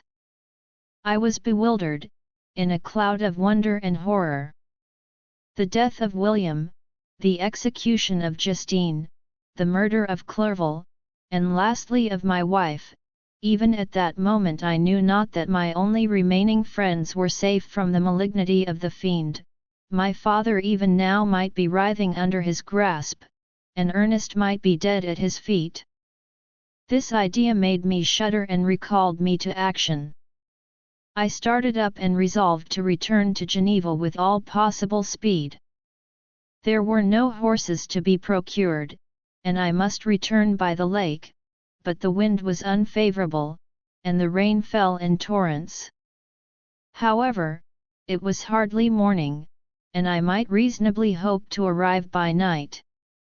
I hired men to row and took an oar myself, for I had always experienced relief from mental torment in bodily exercise.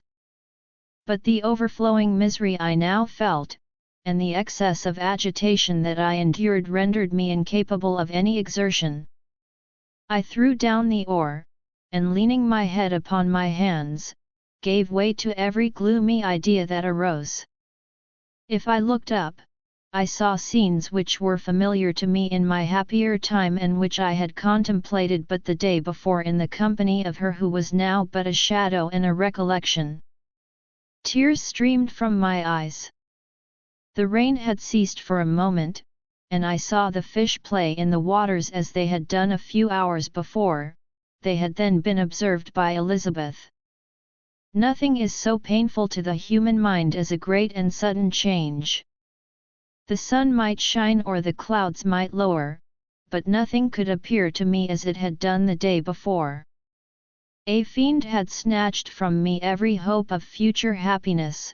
No creature had ever been so miserable as I was, so frightful an event is single in the history of man. But why should I dwell upon the incidents that followed this last overwhelming event? Mine has been a tale of horrors. I have reached their acme, and what I must now relate can but be tedious to you. Know that, one by one, my friends were snatched away, I was left desolate. My own strength is exhausted, and I must tell, in a few words, what remains of my hideous narration. I arrived at Geneva. My father and Ernest yet lived, but the former sunk under the tidings that I bore. I see him now, excellent and venerable old man. His eyes wandered in vacancy, for they had lost their charm and their delight. His Elizabeth, his more than daughter, whom he doted on with all that affection which a man feels, who in the decline of life, having few affections, clings more earnestly to those that remain. Cursed, cursed be the fiend that brought misery on his grey hairs and doomed him to waste in wretchedness. He could not live under the horrors that were accumulated around him.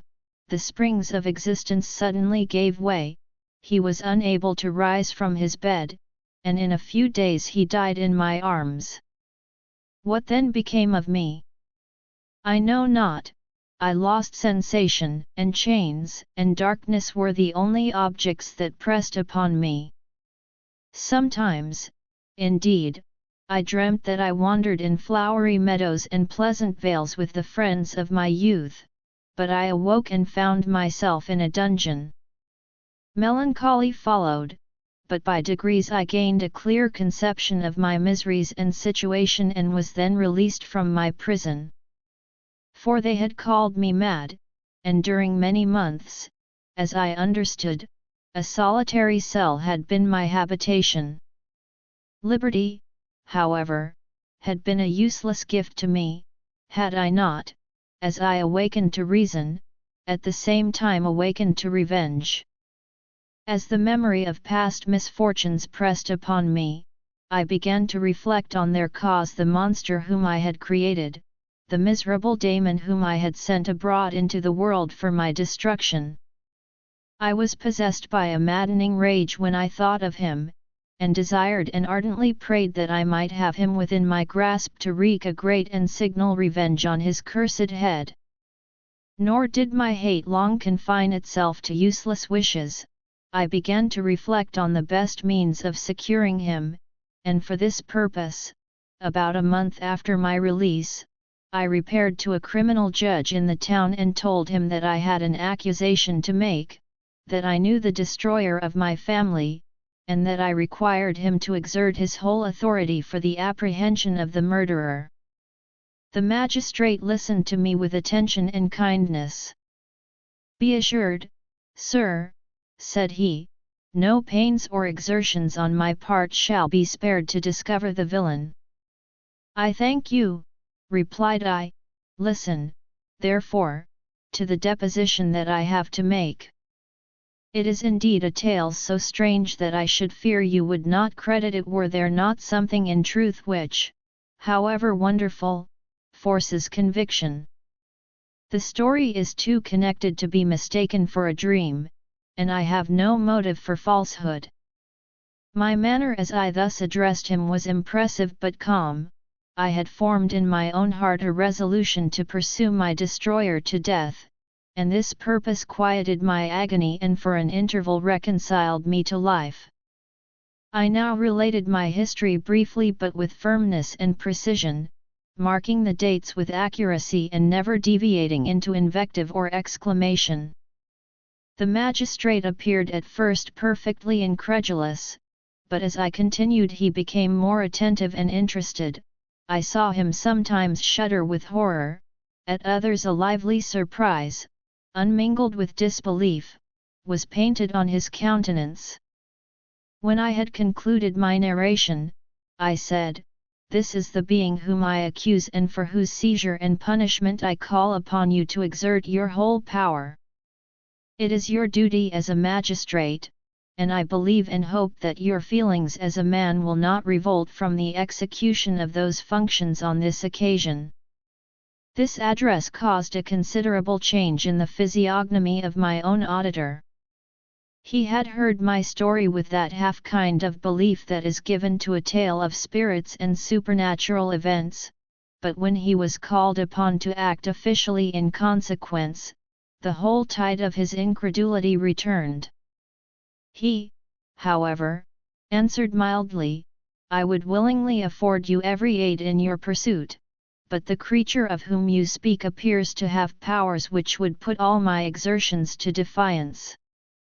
Who can follow an animal which can traverse the sea of ice and inhabit caves and dens where no man would venture to intrude? Besides, some months have elapsed since the commission of his crimes, and no one can conjecture to what place he has wandered or what region he may now inhabit. I do not doubt that he hovers near the spot which I inhabit, and if he has indeed taken refuge in the Alps, he may be hunted like the chamois and destroyed as a beast of prey. But I perceive your thoughts. You do not credit my narrative and do not intend to pursue my enemy with the punishment which is his desert." As I spoke, rage sparkled in my eyes. The magistrate was intimidated. "You are mistaken," said he. "I will exert myself, and if it is in my power to seize the monster, be assured that he shall suffer punishment proportionate to his crimes. But I fear, from what you have yourself described to be his properties, that this will prove impracticable, and thus, while every proper measure is pursued, you should make up your mind to disappointment. That cannot be, but all that I can say will be of little avail. My revenge is of no moment to you, yet, while I allow it to be a vice, I confess that it is the devouring and only passion of my soul. My rage is unspeakable when I reflect that the murderer, whom I have turned loose upon society, still exists. You refuse my just demand. I have but one resource, and I devote myself, either in my life or death, to his destruction." I trembled with excess of agitation as I said this. There was a frenzy in my manner, and something, I doubt not, of that haughty fierceness which the martyrs of old are said to have possessed. But to a Genevan magistrate, whose mind was occupied by far other ideas than those of devotion and heroism, this elevation of mind had much the appearance of madness. He endeavored to soothe me as a nurse does a child and reverted to my tale as the effects of delirium. "Man," I cried, "how ignorant art thou in thy pride of wisdom! Cease, you know not what it is you say." I broke from the house angry and disturbed and retired to meditate on some other mode of action. My present situation was one in which all voluntary thought was swallowed up and lost. I was hurried away by fury. Revenge alone endowed me with strength and composure. It molded my feelings and allowed me to be calculating and calm at periods when otherwise delirium or death would have been my portion. My first resolution was to quit Geneva forever, my country, which, when I was happy and beloved, was dear to me, now, in my adversity, became hateful. I provided myself with a sum of money, together with a few jewels which had belonged to my mother, and departed. And now my wanderings began, which are to cease but with life. I have traversed a vast portion of the earth and have endured all the hardships which travelers in deserts and barbarous countries are wont to meet. How I have lived I hardly know. Many times have I stretched my failing limbs upon the sandy plain and prayed for death. But revenge kept me alive, I dared not die and leave my adversary in being. When I quitted Geneva, my first labor was to gain some clue by which I might trace the steps of my fiendish enemy. But my plan was unsettled, and I wandered many hours round the confines of the town, uncertain what path I should pursue. As night approached, I found myself at the entrance of the cemetery where William, Elizabeth, and my father reposed. I entered it and approached the tomb which marked their graves. Everything was silent except the leaves of the trees, which were gently agitated by the wind. The night was nearly dark, and the scene would have been solemn and affecting even to an uninterested observer.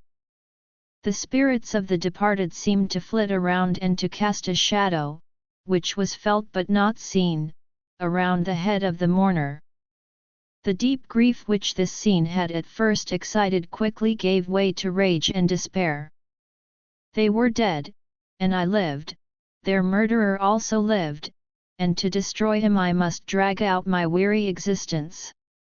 I knelt on the grass and kissed the earth and with quivering lips exclaimed, "By the sacred earth on which I kneel, by the shades that wander near me, by the deep and eternal grief that I feel, I swear, and by thee, O night, and the spirits that preside over thee, to pursue the daemon who caused this misery, until he or I shall perish in mortal conflict.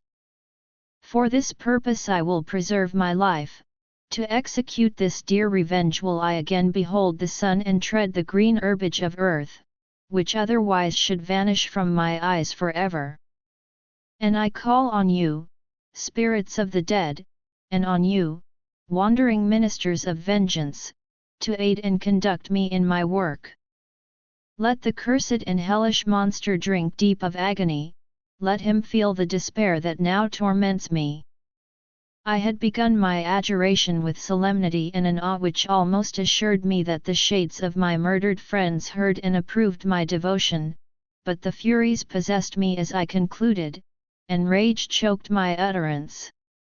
I was answered through the stillness of night by a loud and fiendish laugh. It rang on my ears long and heavily, the mountains re-echoed it, and I felt as if all hell surrounded me with mockery and laughter. Surely in that moment I should have been possessed by frenzy and have destroyed my miserable existence, but that my vow was heard and that I was reserved for vengeance. The laughter died away, when a well-known and abhorred voice, apparently close to my ear, addressed me in an audible whisper, "I am satisfied, miserable wretch. You have determined to live, and I am satisfied." I darted towards the spot from which the sound proceeded, but the devil eluded my grasp. Suddenly the broad disk of the moon arose and shone full upon his ghastly and distorted shape as he fled with more than mortal speed. I pursued him, and for many months this has been my task. Guided by a slight clue, I followed the windings of the Rhône, but vainly. The blue Mediterranean appeared, and by a strange chance, I saw the fiend enter by night and hide himself in a vessel bound for the Black Sea. I took my passage in the same ship, but he escaped, I know not how. Amidst the wilds of Tartary and Russia, although he still evaded me, I have ever followed in his track. Sometimes the peasants, scared by this horrid apparition, informed me of his path. Sometimes he himself, who feared that if I lost all trace of him I should despair and die, left some mark to guide me. The snows descended on my head, and I saw the print of his huge step on the white plain. To you first entering on life, to whom care is new and agony unknown, how can you understand what I have felt and still feel? Cold, want, and fatigue were the least pains which I was destined to endure. I was cursed by some devil and carried about with me my eternal hell, yet still a spirit of good followed and directed my steps, and when I most murmured would suddenly extricate me from seemingly insurmountable difficulties. Sometimes, when nature, overcome by hunger, sank under the exhaustion, a repast was prepared for me in the desert that restored and inspirited me. The fare was, indeed, coarse, such as the peasants of the country ate, but I will not doubt that it was set there by the spirits that I had invoked to aid me. Often, when all was dry, the heavens cloudless, and I was parched by thirst, a slight cloud would bedim the sky, shed the few drops that revived me, and vanish. I followed, when I could, the courses of the rivers, but the daemon generally avoided these, as it was here that the population of the country chiefly collected. In other places human beings were seldom seen, and I generally subsisted on the wild animals that crossed my path. I had money with me and gained the friendship of the villagers by distributing it, or I brought with me some food that I had killed, which, after taking a small part, I always presented to those who had provided me with fire and utensils for cooking. My life, as it passed thus, was indeed hateful to me, and it was during sleep alone that I could taste joy. O blessed sleep! Often, when most miserable, I sank to repose, and my dreams lulled me even to rapture. The spirits that guarded me had provided these moments, or rather hours, of happiness that I might retain strength to fulfill my pilgrimage. Deprived of this respite, I should have sunk under my hardships. During the day I was sustained and inspirited by the hope of night, for in sleep I saw my friends, my wife, and my beloved country. Again I saw the benevolent countenance of my father, heard the silver tones of my Elizabeth's voice, and beheld Clerval enjoying health and youth. Often, when wearied by a toilsome march, I persuaded myself that I was dreaming until night should come and that I should then enjoy reality in the arms of my dearest friends. What agonizing fondness did I feel for them! How did I cling to their dear forms, as sometimes they haunted even my waking hours, and persuade myself that they still lived. At such moments vengeance, that burned within me, died in my heart, and I pursued my path towards the destruction of the daemon more as a task enjoined by heaven, as the mechanical impulse of some power of which I was unconscious, than as the ardent desire of my soul. What his feelings were whom I pursued I cannot know. Sometimes, indeed, he left marks in writing on the barks of the trees or cut in stone that guided me and instigated my fury. My reign is not yet over. These words were legible in one of these inscriptions: you live, and my power is complete. Follow me, I seek the everlasting ices of the north, where you will feel the misery of cold and frost, to which I am impassive. You will find near this place, if you follow not too tardily, a dead hare. Eat and be refreshed. Come on, my enemy, we have yet to wrestle for our lives, but many hard and miserable hours must you endure until that period shall arrive. Scoffing devil! Again do I vow vengeance, again do I devote thee, miserable fiend, to torture and death. Never will I give up my search until he or I perish, and then with what ecstasy shall I join my Elizabeth and my departed friends, who even now prepare for me the reward of my tedious toil and horrible pilgrimage. As I still pursued my journey to the northward, the snows thickened and the cold increased in a degree almost too severe to support. The peasants were shut up in their hovels, and only a few of the most hardy ventured forth to seize the animals whom starvation had forced from their hiding places to seek for prey. The rivers were covered with ice, and no fish could be procured, and thus I was cut off from my chief article of maintenance. The triumph of my enemy increased with the difficulty of my labors. One inscription that he left was in these words: "Prepare. Your toils only begin, wrap yourself in furs and provide food, for we shall soon enter upon a journey where your sufferings will satisfy my everlasting hatred." My courage and perseverance were invigorated by these scoffing words. I resolved not to fail in my purpose, and calling on heaven to support me, I continued with unabated fervor to traverse immense deserts, until the ocean appeared at a distance and formed the utmost boundary of the horizon. Oh! How unlike it was to the blue seasons of the south! Covered with ice, it was only to be distinguished from land by its superior wildness and ruggedness. The Greeks wept for joy when they beheld the Mediterranean from the hills of Asia, and hailed with rapture the boundary of their toils. I did not weep, but I knelt down and with a full heart thanked my guiding spirit for conducting me in safety to the place where I hoped, notwithstanding my adversary's jibe, to meet and grapple with him. Some weeks before this period I had procured a sledge and dogs and thus traversed the snows with inconceivable speed. I know not whether the fiend possessed the same advantages, but I found that, as before I had daily lost ground in the pursuit, I now gained on him, so much so that when I first saw the ocean he was but 1 day's journey in advance, and I hoped to intercept him before he should reach the beach.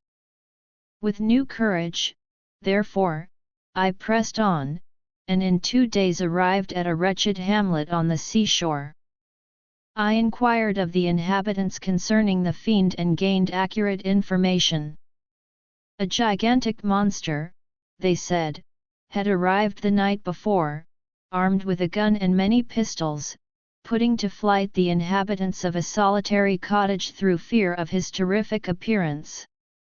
He had carried off their store of winter food, and placing it in a sledge, to draw which he had seized on a numerous drove of trained dogs, he had harnessed them, and the same night, to the joy of the horror-struck villagers, had pursued his journey across the sea in a direction that led to no land, and they conjectured that he must speedily be destroyed by the breaking of the ice or frozen by the eternal frosts. On hearing this information I suffered a temporary access of despair. He had escaped me, and I must commence a destructive and almost endless journey across the mountainous ices of the ocean, amidst cold that few of the inhabitants could long endure and which I, the native of a genial and sunny climate, could not hope to survive. Yet at the idea that the fiend should live and be triumphant, my rage and vengeance returned, and like a mighty tide, overwhelmed every other feeling. After a slight repose, during which the spirits of the dead hovered round and instigated me to toil and revenge, I prepared for my journey. I exchanged my land sledge for one fashioned for the inequalities of the frozen ocean, and purchasing a plentiful stock of provisions, I departed from land. I cannot guess how many days have passed since then, but I have endured misery which nothing but the eternal sentiment of a just retribution burning within my heart could have enabled me to support. Immense and rugged mountains of ice often barred up my passage, and I often heard the thunder of the ground sea, which threatened my destruction. But again the frost came and made the paths of the sea secure. By the quantity of provision which I had consumed, I should guess that I had passed 3 weeks in this journey, and the continual protraction of hope, returning back upon the heart, often wrung bitter drops of despondency and grief from my eyes. Despair had indeed almost secured her prey, and I should soon have sunk beneath this misery. Once, after the poor animals that conveyed me had with incredible toil gained the summit of a sloping ice mountain, and one, sinking under his fatigue, died, I viewed the expanse before me with anguish, when suddenly my eye caught a dark speck upon the dusky plain. I strained my sight to discover what it could be and uttered a wild cry of ecstasy when I distinguished a sledge and the distorted proportions of a well-known form within. Oh! With what a burning gush did hope revisit my heart! Warm tears filled my eyes, which I hastily wiped away, that they might not intercept the view I had of the daemon, but still my sight was dimmed by the burning drops, until, giving way to the emotions that oppressed me, I wept aloud. But this was not the time for delay. I disencumbered the dogs of their dead companion, gave them a plentiful portion of food, and after an hour's rest, which was absolutely necessary, and yet which was bitterly irksome to me, I continued my route. The sledge was still visible, nor did I again lose sight of it except at the moments when for a short time some ice rock concealed it with its intervening crags. I indeed perceptibly gained on it, and when, after nearly 2 days' journey, I beheld my enemy at no more than a mile distant, my heart bounded within me. But now, when I appeared almost within grasp of my foe, my hopes were suddenly extinguished, and I lost all trace of him more utterly than I had ever done before. A ground sea was heard, the thunder of its progress, as the waters rolled and swelled beneath me, became every moment more ominous and terrific. I pressed on, but in vain. The wind arose, the sea roared, and, as with the mighty shock of an earthquake, it split and cracked with a tremendous and overwhelming sound. The work was soon finished. In a few minutes a tumultuous sea rolled between me and my enemy, and I was left drifting on a scattered piece of ice that was continually lessening and thus preparing for me a hideous death. In this manner many appalling hours passed, several of my dogs died, and I myself was about to sink under the accumulation of distress when I saw your vessel riding at anchor and holding forth to me hopes of succor and life. I had no conception that vessels ever came so far north and was astounded at the sight. I quickly destroyed part of my sledge to construct oars, and by these means was enabled, with infinite fatigue, to move my ice raft in the direction of your ship. I had determined, if you were going southwards, still to trust myself to the mercy of the seas rather than abandon my purpose. I hoped to induce you to grant me a boat with which I could pursue my enemy. But your direction was northwards. You took me on board when my vigour was exhausted, and I should soon have sunk under my multiplied hardships into a death which I still dread, for my task is unfulfilled. Oh! When will my guiding spirit, in conducting me to the daemon, allow me the rest I so much desire, or must I die, and he yet live? If I do, swear to me, Walton, that he shall not escape, that you will seek him and satisfy my vengeance in his death. And do I dare to ask of you to undertake my pilgrimage, to endure the hardships that I have undergone? No, I am not so selfish. Yet, when I am dead, if he should appear, if the ministers of vengeance should conduct him to you, swear that he shall not live, swear that he shall not triumph over my accumulated woes and survive to add to the list of his dark crimes. He is eloquent and persuasive, and once his words had even power over my heart, but trust him not. His soul is as hellish as his form, full of treachery and fiend-like malice. Hear him not. Call on the names of William, Justine, Clerval, Elizabeth, my father, and of the wretched Victor, and thrust your sword into his heart. I will hover near and direct the steel aright. You have read this strange and terrific story, Margaret, and do you not feel your blood congeal with horror, like that which even now curdles mine? Sometimes, seized with sudden agony, he could not continue his tale; at others, his voice broken, yet piercing, uttered with difficulty the words so replete with anguish. His fine and lovely eyes were now lighted up with indignation, now subdued to downcast sorrow and quenched in infinite wretchedness.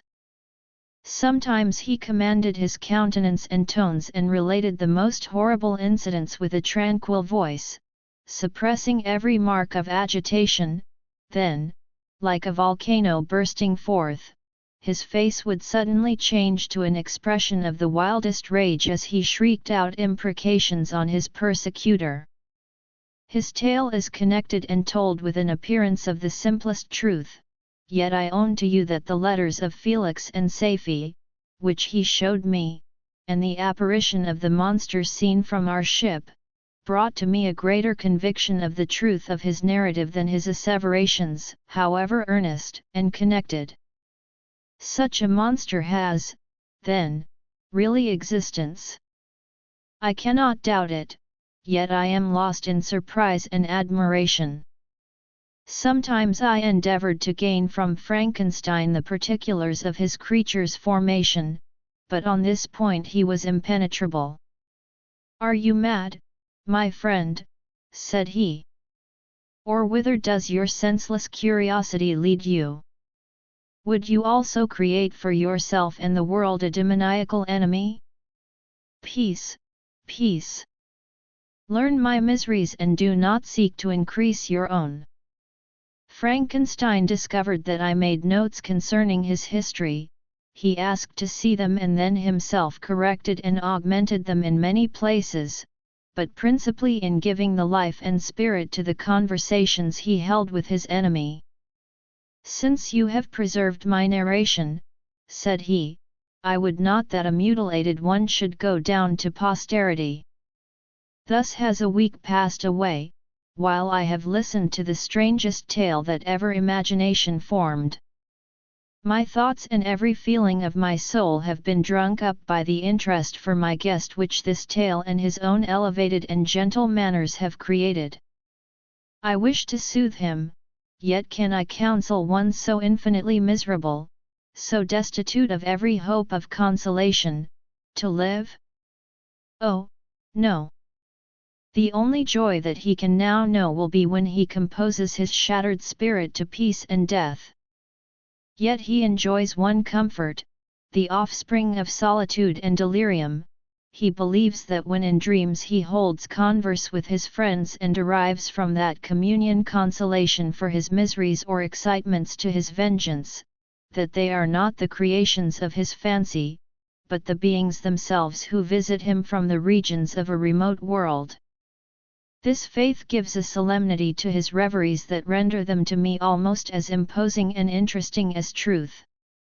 Our conversations are not always confined to his own history and misfortunes. On every point of general literature he displays unbounded knowledge and a quick and piercing apprehension. His eloquence is forcible and touching, nor can I hear him, when he relates a pathetic incident or endeavors to move the passions of pity or love, without tears.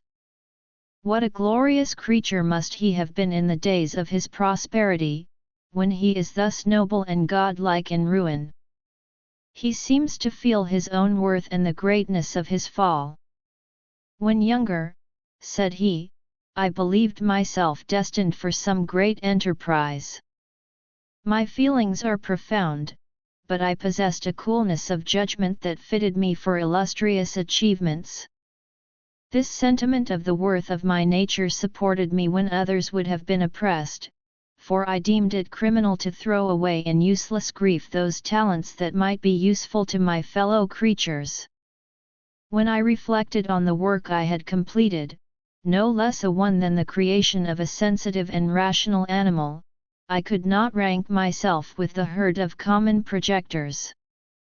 But this thought, which supported me in the commencement of my career, now serves only to plunge me lower in the dust. All my speculations and hopes are as nothing, and like the archangel who aspired to omnipotence, I am chained in an eternal hell. My imagination was vivid, yet my powers of analysis and application were intense.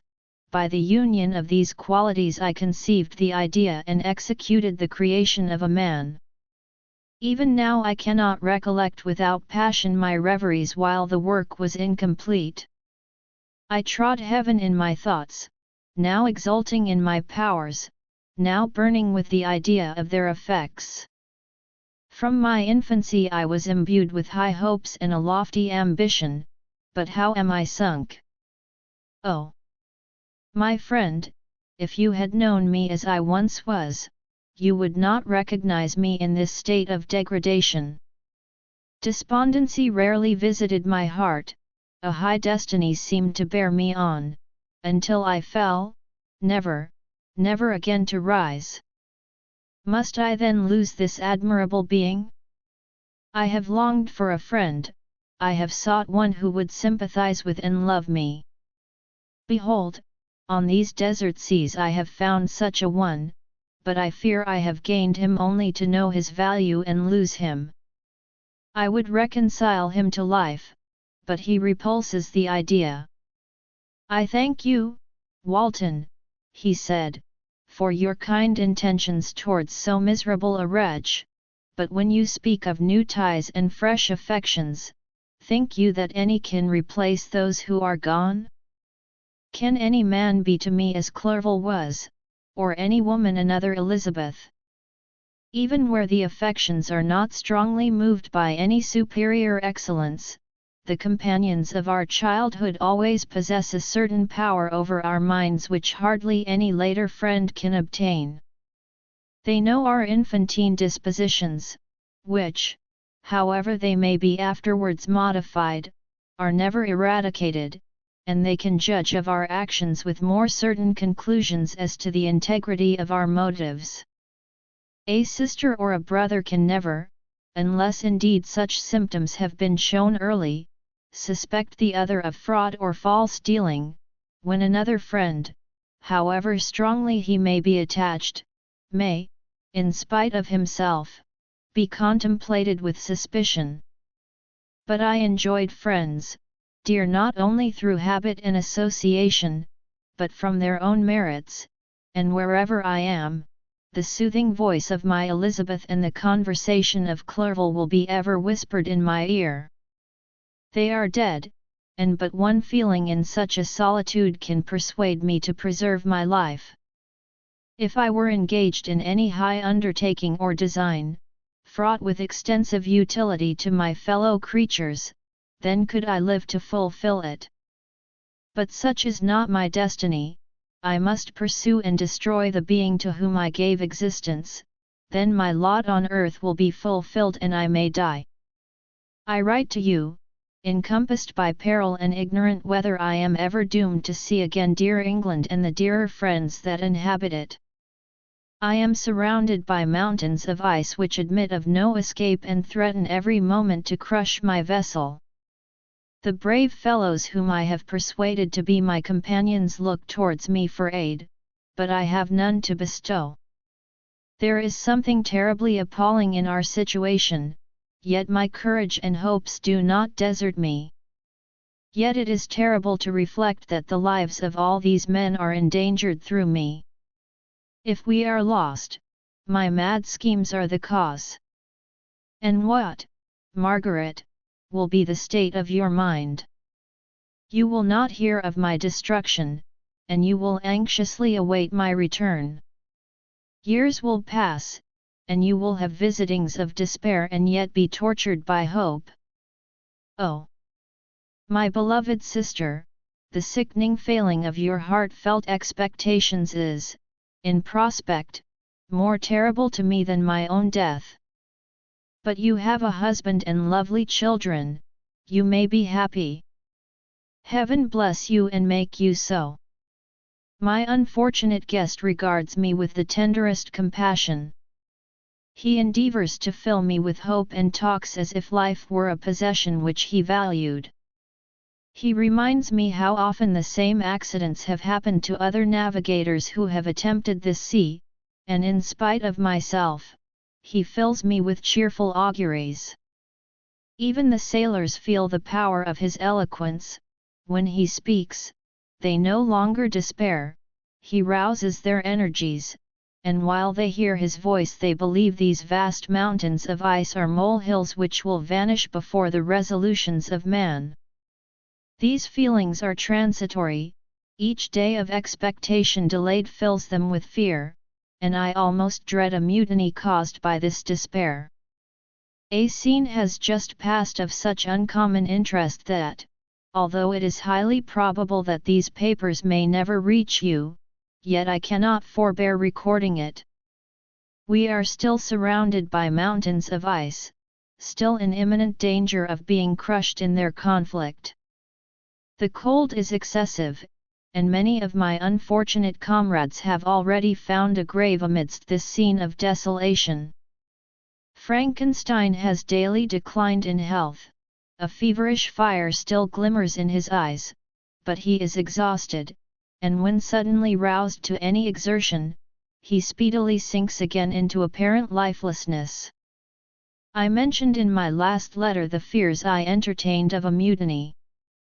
This morning, as I sat watching the wan countenance of my friend, his eyes half closed and his limbs hanging listlessly, I was roused by half a dozen of the sailors, who demanded admission into the cabin. They entered, and their leader addressed me. He told me that he and his companions had been chosen by the other sailors to come in deputation to me to make me a requisition which, in justice, I could not refuse. We were immured in ice and should probably never escape, but they feared that if, as was possible, the ice should dissipate and a free passage be opened, I should be rash enough to continue my voyage and lead them into fresh dangers, after they might happily have surmounted this. They insisted, therefore, that I should engage with a solemn promise that if the vessel should be freed I would instantly direct my course southwards. This speech troubled me. I had not despaired, nor had I yet conceived the idea of returning if set free. Yet could I, in justice, or even in possibility, refuse this demand? I hesitated before I answered, when Frankenstein, who had at first been silent, and indeed appeared hardly to have force enough to attend, now roused himself. His eyes sparkled, and his cheeks flushed with momentary vigor. Turning towards the men, he said, "What do you mean? What do you demand of your captain? Are you, then, so easily turned from your design? Did you not call this a glorious expedition? And wherefore was it glorious? Not because the way was smooth and placid as a southern sea, but because it was full of dangers and terror, because at every new incident your fortitude was to be called forth and your courage exhibited, because danger and death surrounded it, and these you were to brave and overcome. For this was it a glorious, for this was it an honourable undertaking. You were hereafter to be hailed as the benefactors of your species, your names adored as belonging to brave men who encountered death for honour and the benefit of mankind. And now, behold, with the first imagination of danger, or, if you will, the first mighty and terrific trial of your courage, you shrink away and are content to be handed down as men who had not strength enough to endure cold and peril, and so, poor souls, they were chilly and returned to their warm firesides. Why, that requires not this preparation. Ye need not have come thus far and dragged your captain to the shame of a defeat merely to prove yourselves cowards. Oh! Be men, or be more than men. Be steady to your purposes and firm as a rock. This ice is not made of such stuff as your hearts may be, it is mutable and cannot withstand you if you say that it shall not. Do not return to your families with the stigma of disgrace marked on your brows. Return as heroes who have fought and conquered and who know not what it is to turn their backs on the foe." He spoke this with a voice so modulated to the different feelings expressed in his speech, with an eye so full of lofty design and heroism, that can you wonder that these men were moved? They looked at one another and were unable to reply. I spoke. I told them to retire and consider of what had been said, that I would not lead them farther north if they strenuously desired the contrary, but that I hoped that, with reflection, their courage would return. They retired and I turned towards my friend, but he was sunk in languor and almost deprived of life. How all this will terminate, I know not, but I had rather die than return shamefully, my purpose unfulfilled. Yet I fear such will be my fate. The men, unsupported by ideas of glory and honor, can never willingly continue to endure their present hardships. The die is cast. I have consented to return if we are not destroyed. Thus are my hopes blasted by cowardice and indecision. I come back ignorant and disappointed. It requires more philosophy than I possess to bear this injustice with patience. It is past. I am returning to England. I have lost my hopes of utility and glory, I have lost my friend. But I will endeavour to detail these bitter circumstances to you, my dear sister, and while I am wafted towards England and towards you, I will not despond. September 9th. The ice began to move, and roarings like thunder were heard at a distance as the islands split and cracked in every direction. We were in the most imminent peril, but as we could only remain passive, my chief attention was occupied by my unfortunate guest whose illness increased in such a degree that he was entirely confined to his bed.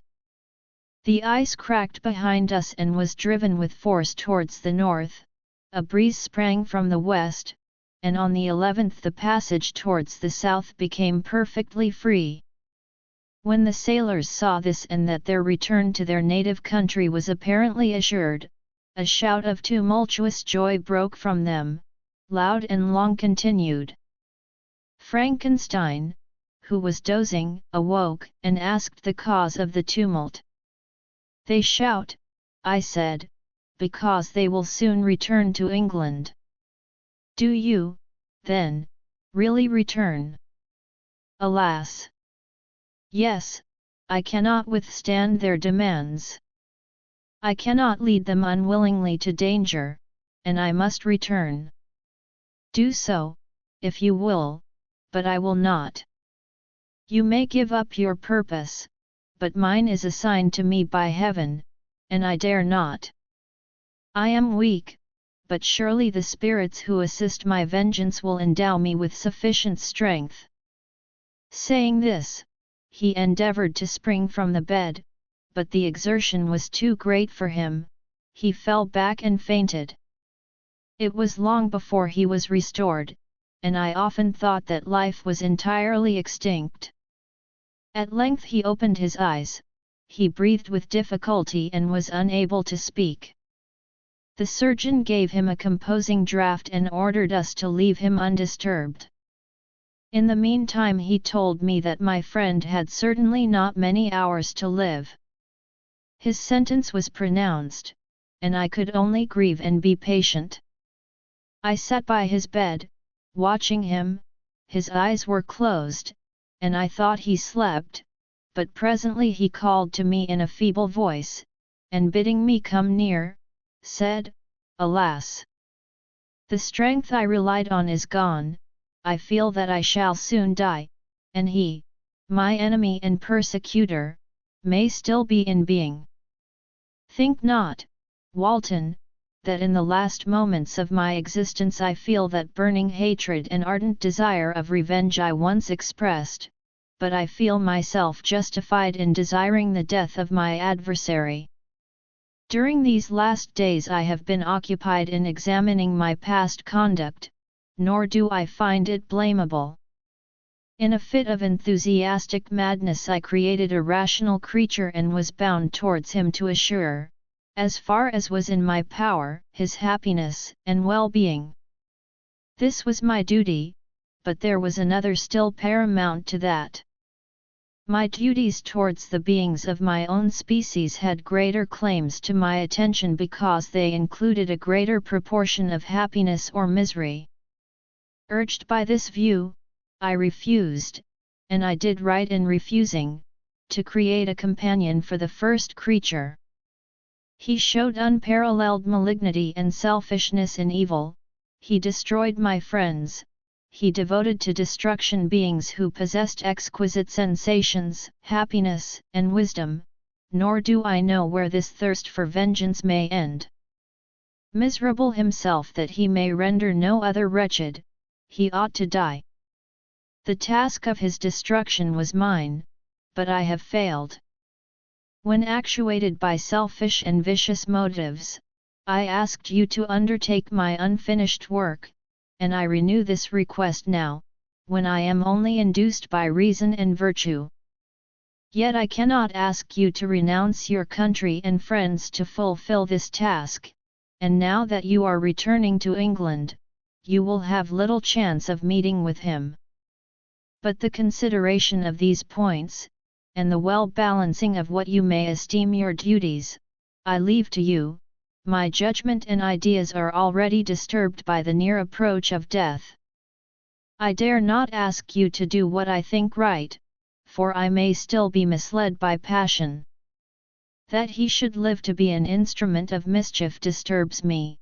In other respects, this hour, when I momentarily expect my release, is the only happy one which I have enjoyed for several years. The forms of the beloved dead flit before me, and I hasten to their arms. Farewell, Walton. Seek happiness in tranquility and avoid ambition, even if it be only the apparently innocent one of distinguishing yourself in science and discoveries. Yet why do I say this? I have myself been blasted in these hopes, yet another may succeed. His voice became fainter as he spoke, and at length, exhausted by his effort, he sank into silence. About half an hour afterwards he attempted again to speak but was unable. He pressed my hand feebly, and his eyes closed forever, while the irradiation of a gentle smile passed away from his lips. Margaret, what comment can I make on the untimely extinction of this glorious spirit? What can I say that will enable you to understand the depth of my sorrow? All that I should express would be inadequate and feeble. My tears flow, my mind is overshadowed by a cloud of disappointment. But I journey towards England, and I may there find consolation. I am interrupted. What do these sounds portend? It is midnight, the breeze blows fairly, and the watch on deck scarcely stir. Again there is a sound as of a human voice, but hoarser.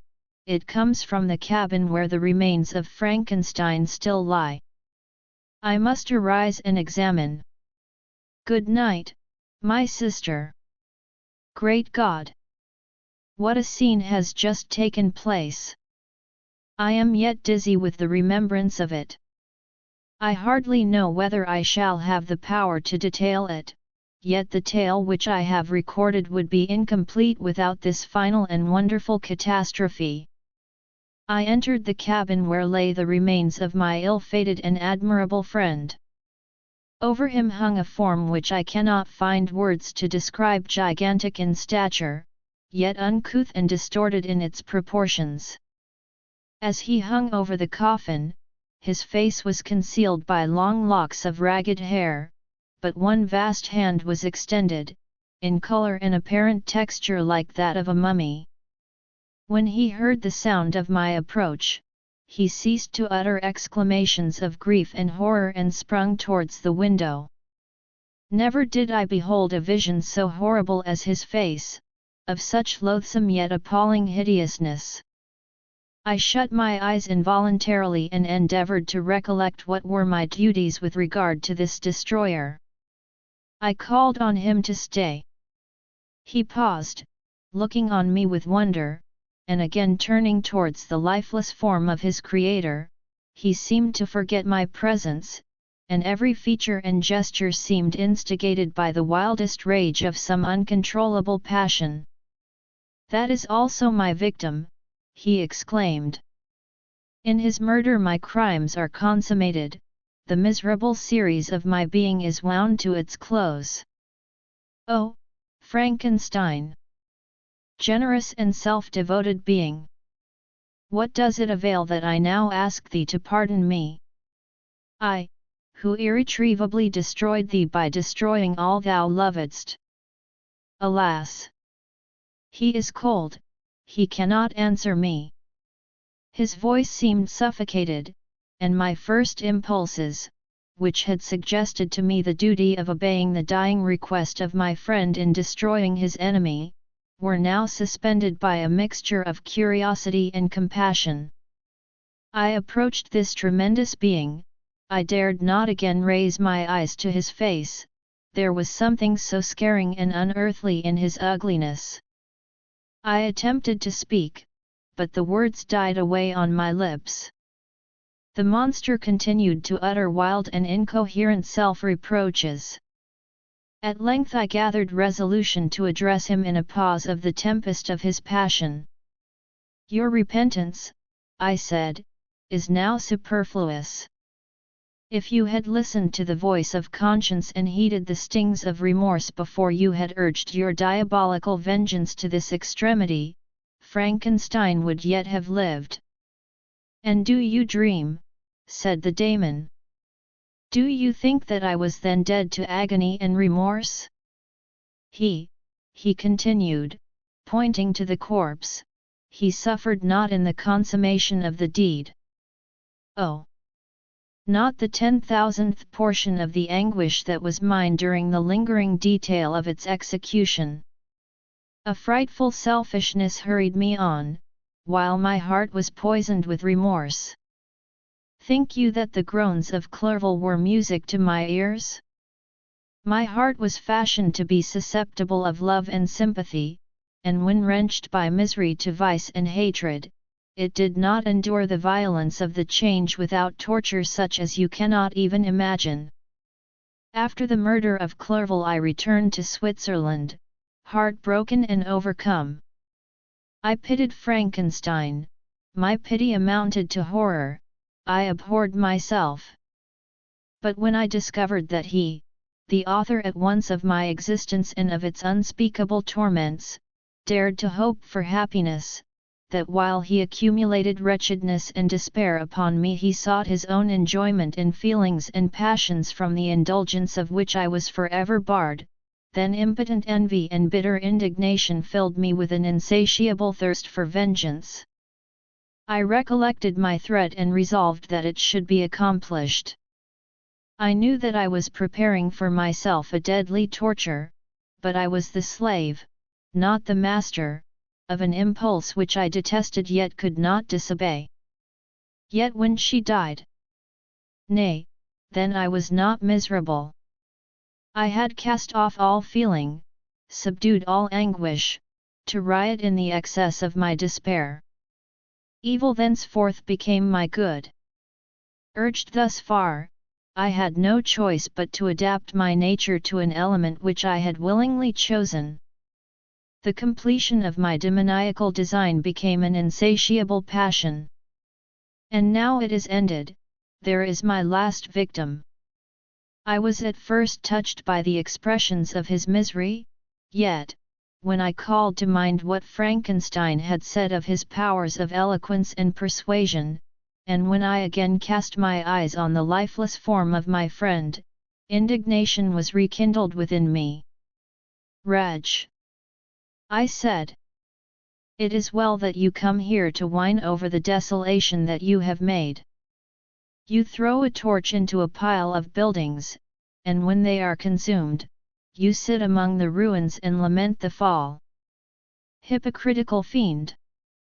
If he whom you mourn still lived, still would he be the object, again would he become the prey, of your accursed vengeance. It is not pity that you feel, you lament only because the victim of your malignity is withdrawn from your power. Oh, it is not thus, interrupted the being. Yet such must be the impression conveyed to you by what appears to be the purport of my actions. Yet I seek not a fellow feeling in my misery. No sympathy may I ever find. When I first sought it, it was the love of virtue, the feelings of happiness and affection with which my whole being overflowed, that I wished to be participated. But now that virtue has become to me a shadow, and that happiness and affection are turned into bitter and loathing despair, in what should I seek for sympathy? I am content to suffer alone while my sufferings shall endure. When I die, I am well satisfied that abhorrence and opprobrium should load my memory. Once my fancy was soothed with dreams of virtue, of fame, and of enjoyment. Once I falsely hoped to meet with beings who, pardoning my outward form, would love me for the excellent qualities which I was capable of unfolding. I was nourished with high thoughts of honor and devotion. But now crime has degraded me beneath the meanest animal. No guilt, no mischief, no malignity, no misery, can be found comparable to mine. When I run over the frightful catalogue of my sins, I cannot believe that I am the same creature whose thoughts were once filled with sublime and transcendent visions of the beauty and the majesty of goodness. But it is even so, the fallen angel becomes a malignant devil. Yet even that enemy of God and man had friends and associates in his desolation. I am alone. You, who call Frankenstein your friend, seem to have a knowledge of my crimes and his misfortunes. But in the detail which he gave you of them he could not sum up the hours and months of misery which I endured wasting in impotent passions. For while I destroyed his hopes, I did not satisfy my own desires. They were forever ardent and craving, still I desired love and fellowship, and I was still spurned. Was there no injustice in this? Am I to be thought the only criminal, when all humankind sinned against me? Why do you not hate Felix, who drove his friend from his door with contumely? Why do you not execrate the rustic who sought to destroy the Saviour of his child? Nay, these are virtuous and immaculate beings. I, the miserable and the abandoned, am an abortion, to be spurned at, and kicked, and trampled on. Even now my blood boils at the recollection of this injustice. But it is true that I am a wretch. I have murdered the lovely and the helpless, I have strangled the innocent as they slept and grasped to death his throat who never injured me or any other living thing. I have devoted my Creator, the select specimen of all that is worthy of love and admiration among men, to misery. I have pursued him even to that irremediable ruin. There he lies, white and cold in death. You hate me, but your abhorrence cannot equal that with which I regard myself. I look on the hands which executed the deed, I think on the heart in which the imagination of it was conceived and long for the moment when these hands will meet my eyes, when that imagination will haunt my thoughts no more. Fear not that I shall be the instrument of future mischief. My work is nearly complete. Neither yours nor any man's death is needed to consummate the series of my being and accomplish that which must be done, but it requires my own. Do not think that I shall be slow to perform this sacrifice. I shall quit your vessel on the ice raft which brought me thither and shall seek the most northern extremity of the globe. I shall collect my funeral pile and consume to ashes this miserable frame, that its remains may afford no light to any curious and unhallowed wretch who would create such another as I have been. I shall die. I shall no longer feel the agonies which now consume me or be the prey of feelings unsatisfied, yet unquenched. He is dead who called me into being, and when I shall be no more, the very remembrance of us both will speedily vanish. I shall no longer see the sun or stars or feel the winds play on my cheeks. Light, feeling, and sense will pass away, and in this condition must I find my happiness. Some years ago, when the images which this world affords first opened upon me, when I felt the cheering warmth of summer and heard the rustling of the leaves and the warbling of the birds, and these were all to me, I should have wept to die. Now it is my only consolation. Polluted by crimes and torn by the bitterest remorse, where can I find rest but in death? Farewell. I leave you, and in you the last of humankind whom these eyes will ever behold. Farewell, Frankenstein. If thou wert yet alive and yet cherished a desire of revenge against me, it would be better satiated in my life than in my destruction. But it was not so, thou didst seek my extinction, that I might not cause greater wretchedness, and if yet, in some mode unknown to me, thou hadst not ceased to think and feel, thou wouldst not desire against me a vengeance greater than that which I feel. Blasted as thou wert, my agony was still superior to thine, for the bitter sting of remorse will not cease to rankle in my wounds until death shall close them forever. But soon, he cried with sad and solemn enthusiasm, I shall die, and what I now feel be no longer felt. Soon these burning miseries will be extinct. I shall ascend my funeral pile triumphantly and exult in the agony of the torturing flames. The light of that conflagration will fade away, my ashes will be swept into the sea by the winds.